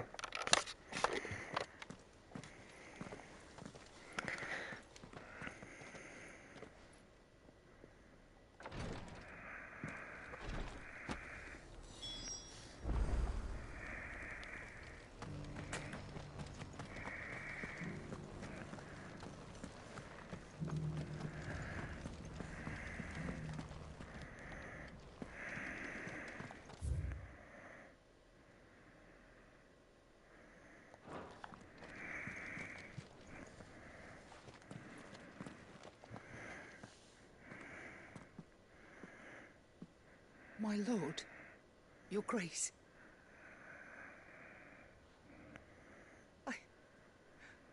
I hardly recognize you. I am Goditha, retainer of House Rosfield, loyal servant to the Phoenix and his shields. Your father, the Archduke Elwyn, entrusted me with the delivery of a gift. I only hope you can forgive my tardiness in bringing it to you. Lift up your head, Lady Goditha. You have our gratitude for your service to our house and to our father. I merely did my duty, as any proud Rosarian would. My lady, perhaps you could explain a little more? What exactly is the gift you bring? As I'm sure you know, it has long been the custom for the children of House Rosfield to be presented with certain keepsakes upon their coming of age. Indeed it has. Our father often spoke of the day when our turn would come. And had he lived to see it, he would have presented you with the treasures I bear. Matching armbands for you both. Alas, he did not live. Indeed, he was taken from us even before they could be completed. He had intended to claim the Heartstone with which each armband was to be finished himself, but it was not to be. And his gifts remain incomplete. I see. It saddens me to bring them before you, as they are. It was your father's wish that you be presented with the finished articles, not these works in progress. But with his grace long since gone, and the stone left unclaimed, I had little choice. You are grown men now, and his house is yours. And while I would not presume to insist upon your claiming the Heartstone in his stead, I know that nothing would have pleased him more than for you to do so. Thank you, Lady Goditha. What say you, Clive? What else? Of course, my lady. May our father's will be done. Oh, I am much obliged. Do you know where we might find this Heartstone, my lady? I do. Though it may be a matter of a good deal more than simply happening upon it. It is found in the bellies of elder griffins, you see. we do at least know where to find one. A certain specimen has made its nest in Titan's Wake, not far from here. A certain specimen? You are most perceptive, Your Grace. In answer to your unspoken question, yes. In fact, this is the very same beast your father meant to slay. I have been tracking its movements since you were but a boy. Were you to slay it in his stead, as men of House Rosfield, it would surely make your father proud. What say you, Joshua? What else? Okay.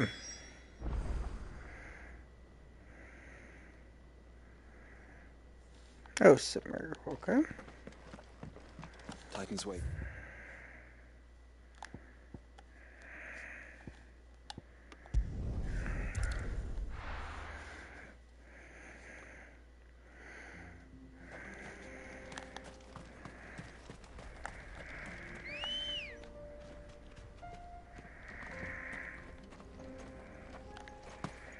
Let's go.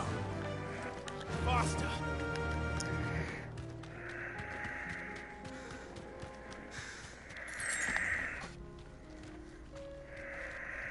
Ah.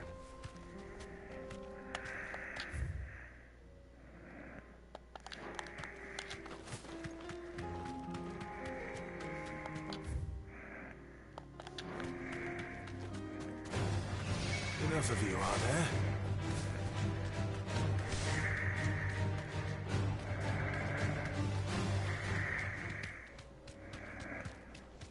Eyes peeled, Joshua.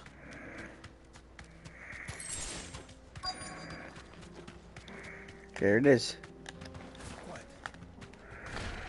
There it is. For House Rosfield.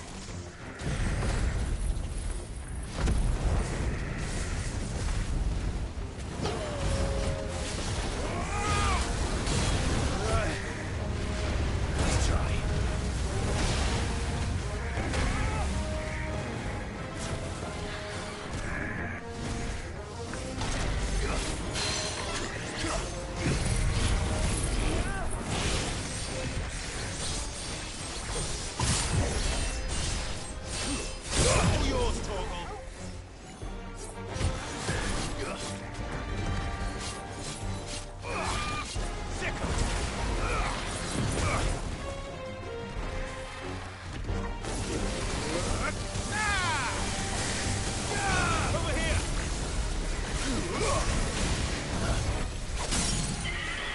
Nice.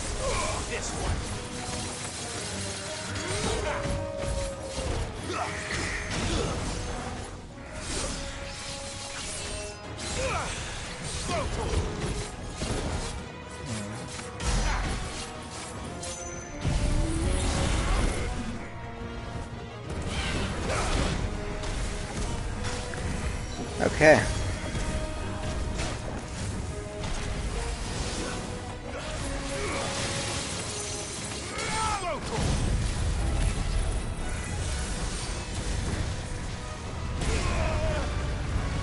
Ouch.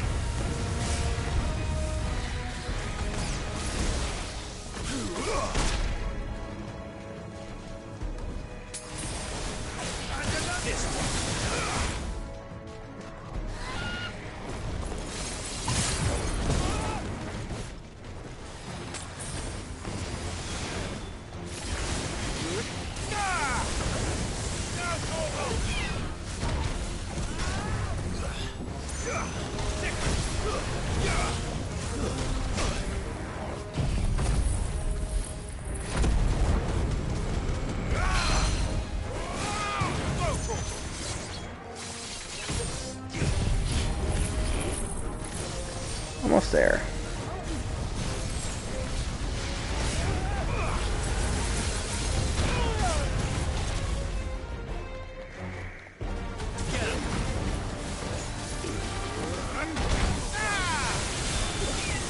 It's over. Got him.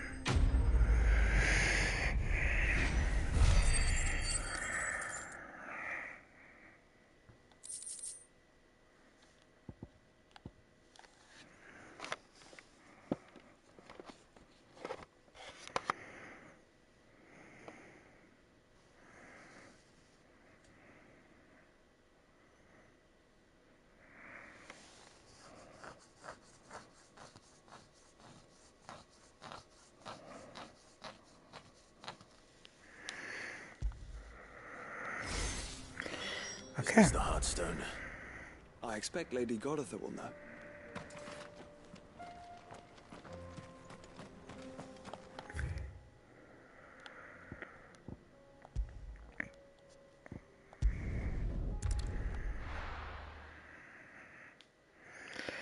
Okay.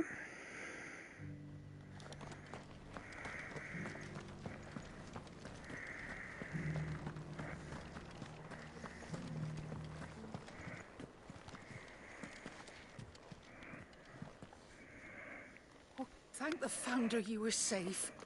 The Griffin is slain now. And the Heartstone claimed.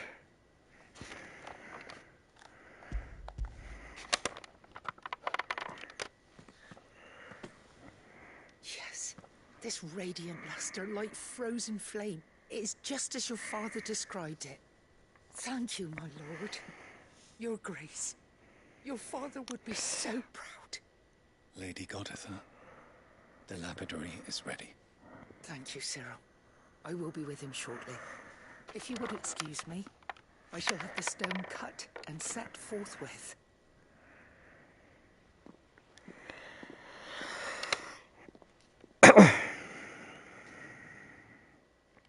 Sometime later. The armbands are complete. Pray, take them. They are yours, after all. Heartstone is harder and more enduring than garnet, or even ruby. It symbolizes unwavering will and devotion. And the graven vines encircling the stone represent the unbreakable bonds between you. It's a message. Father knew we had enemies both inside and outside the duchy. Enemies who would thwart his vision. Only with unwavering devotion would it ever be realized. And only if we stood together, as Phoenix and Shield, as brothers in arms. Only then might those enemies be overcome. Indeed. His Grace knew the enormity of the task he would entrust to you, his heirs. But this was more than just a message. It was a promise. That he would always be with you. Thank you, Lady Goditha, for remaining the steadfast custodian of our father's will. Forgive me, my lady, but there is something I don't quite understand. The Undying told me that after Father died, Mother claimed all of the ducal treasures for her own. Even if the armbands were incomplete, she would surely not have overlooked them. So, how were you able to keep them from her? Because I was the keeper of the vault. Though I was but a lowly servant, your father spoke to me of his intentions for the bands, of the deep love he had for both of you, and his hopes for your future. In the days before the disaster at Phoenix Gate, I discovered that the Duchess had ordered her jewelry be sent away from the castle. It was then that I knew she meant to betray us. I tried to warn your father, but it was too late. When word of the fire reached Rosalith, I knew my time was short.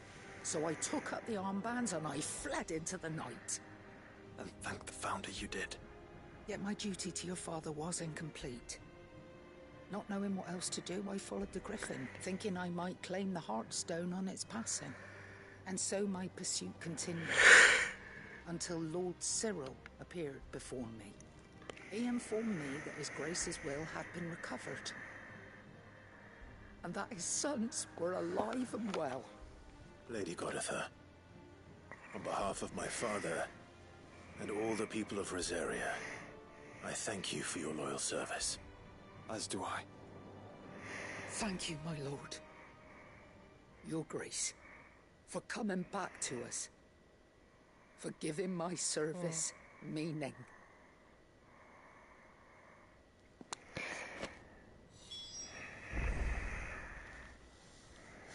Okay. The bands suit you well. It must be gratifying to finally receive the inheritance that was denied you for so long. It is. And we thank you for the part you played, Cyril. If you would permit me to play my part a little longer, might I suggest that you make your way to your father's memorial atop Hawk's Cry Cliff?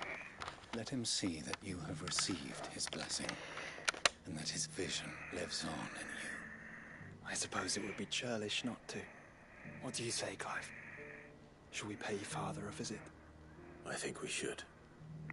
I was hoping to be able to offer him my thanks before we left for Origin.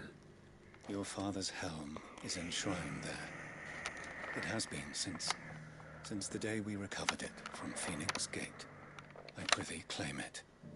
For it too is a part of your inheritance, and I do not doubt that your father would prefer it in your hands than perched upon some lonely rock.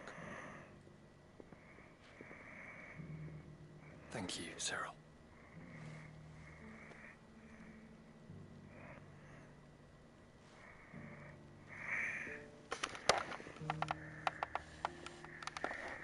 Come on, Clive. He's waiting. All right.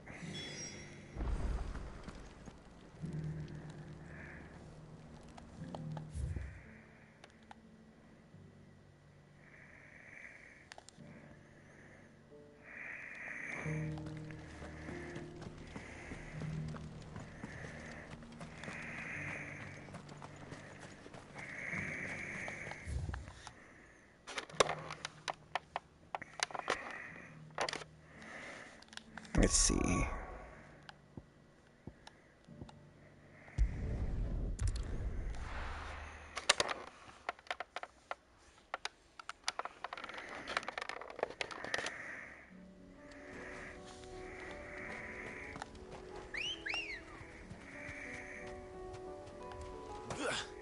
Ready, girl?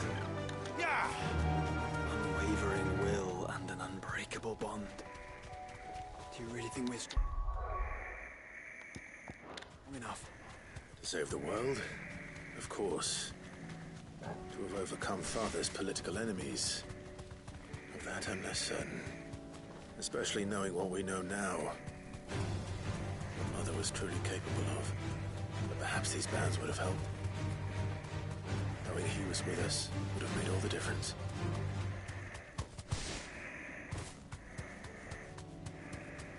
It's just back there.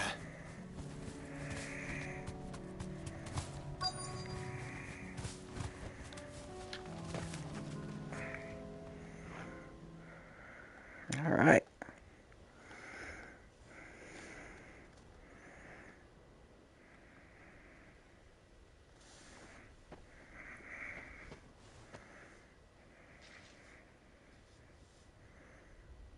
Father always fought for what he believed was right. It wasn't until that night at Phoenix Gate that I realized I had never fought for anything. I always had someone else to do the fighting for me.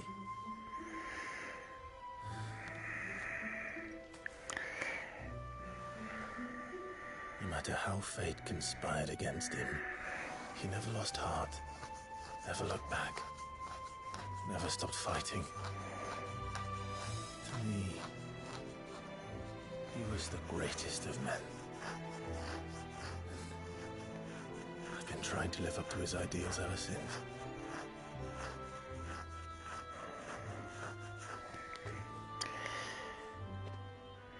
We all have, Clive. We all have. And we'll keep trying. Because that's what he would have wanted. What he would have done himself. Even if it meant standing against the very gods in the heavens. I shall be borrowing this, Father, if I may. That you might watch over us as we follow in your footsteps.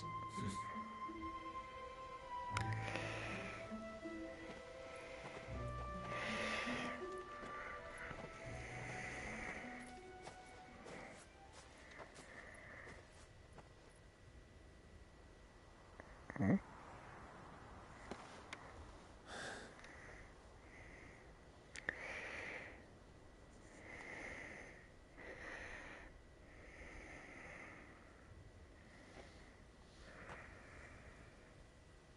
We won't lay you down.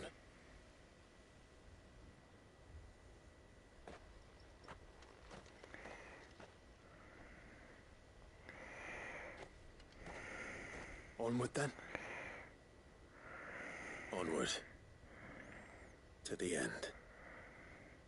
And to a new beginning. Alright, quest complete.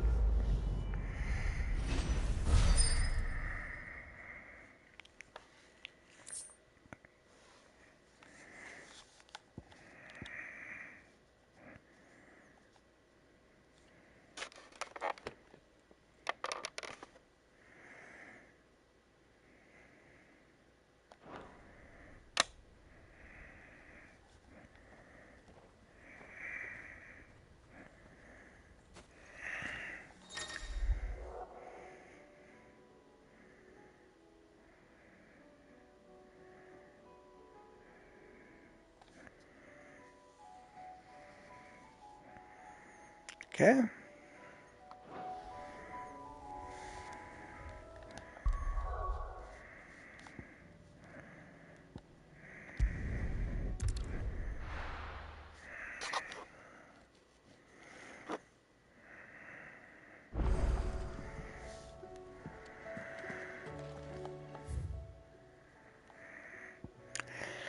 Alright, so with that, I'm going to end the stream. This is Jamie Hoskins, my YouTube channel, JamieJPH1 on PS5, signing off. Like and subscribe.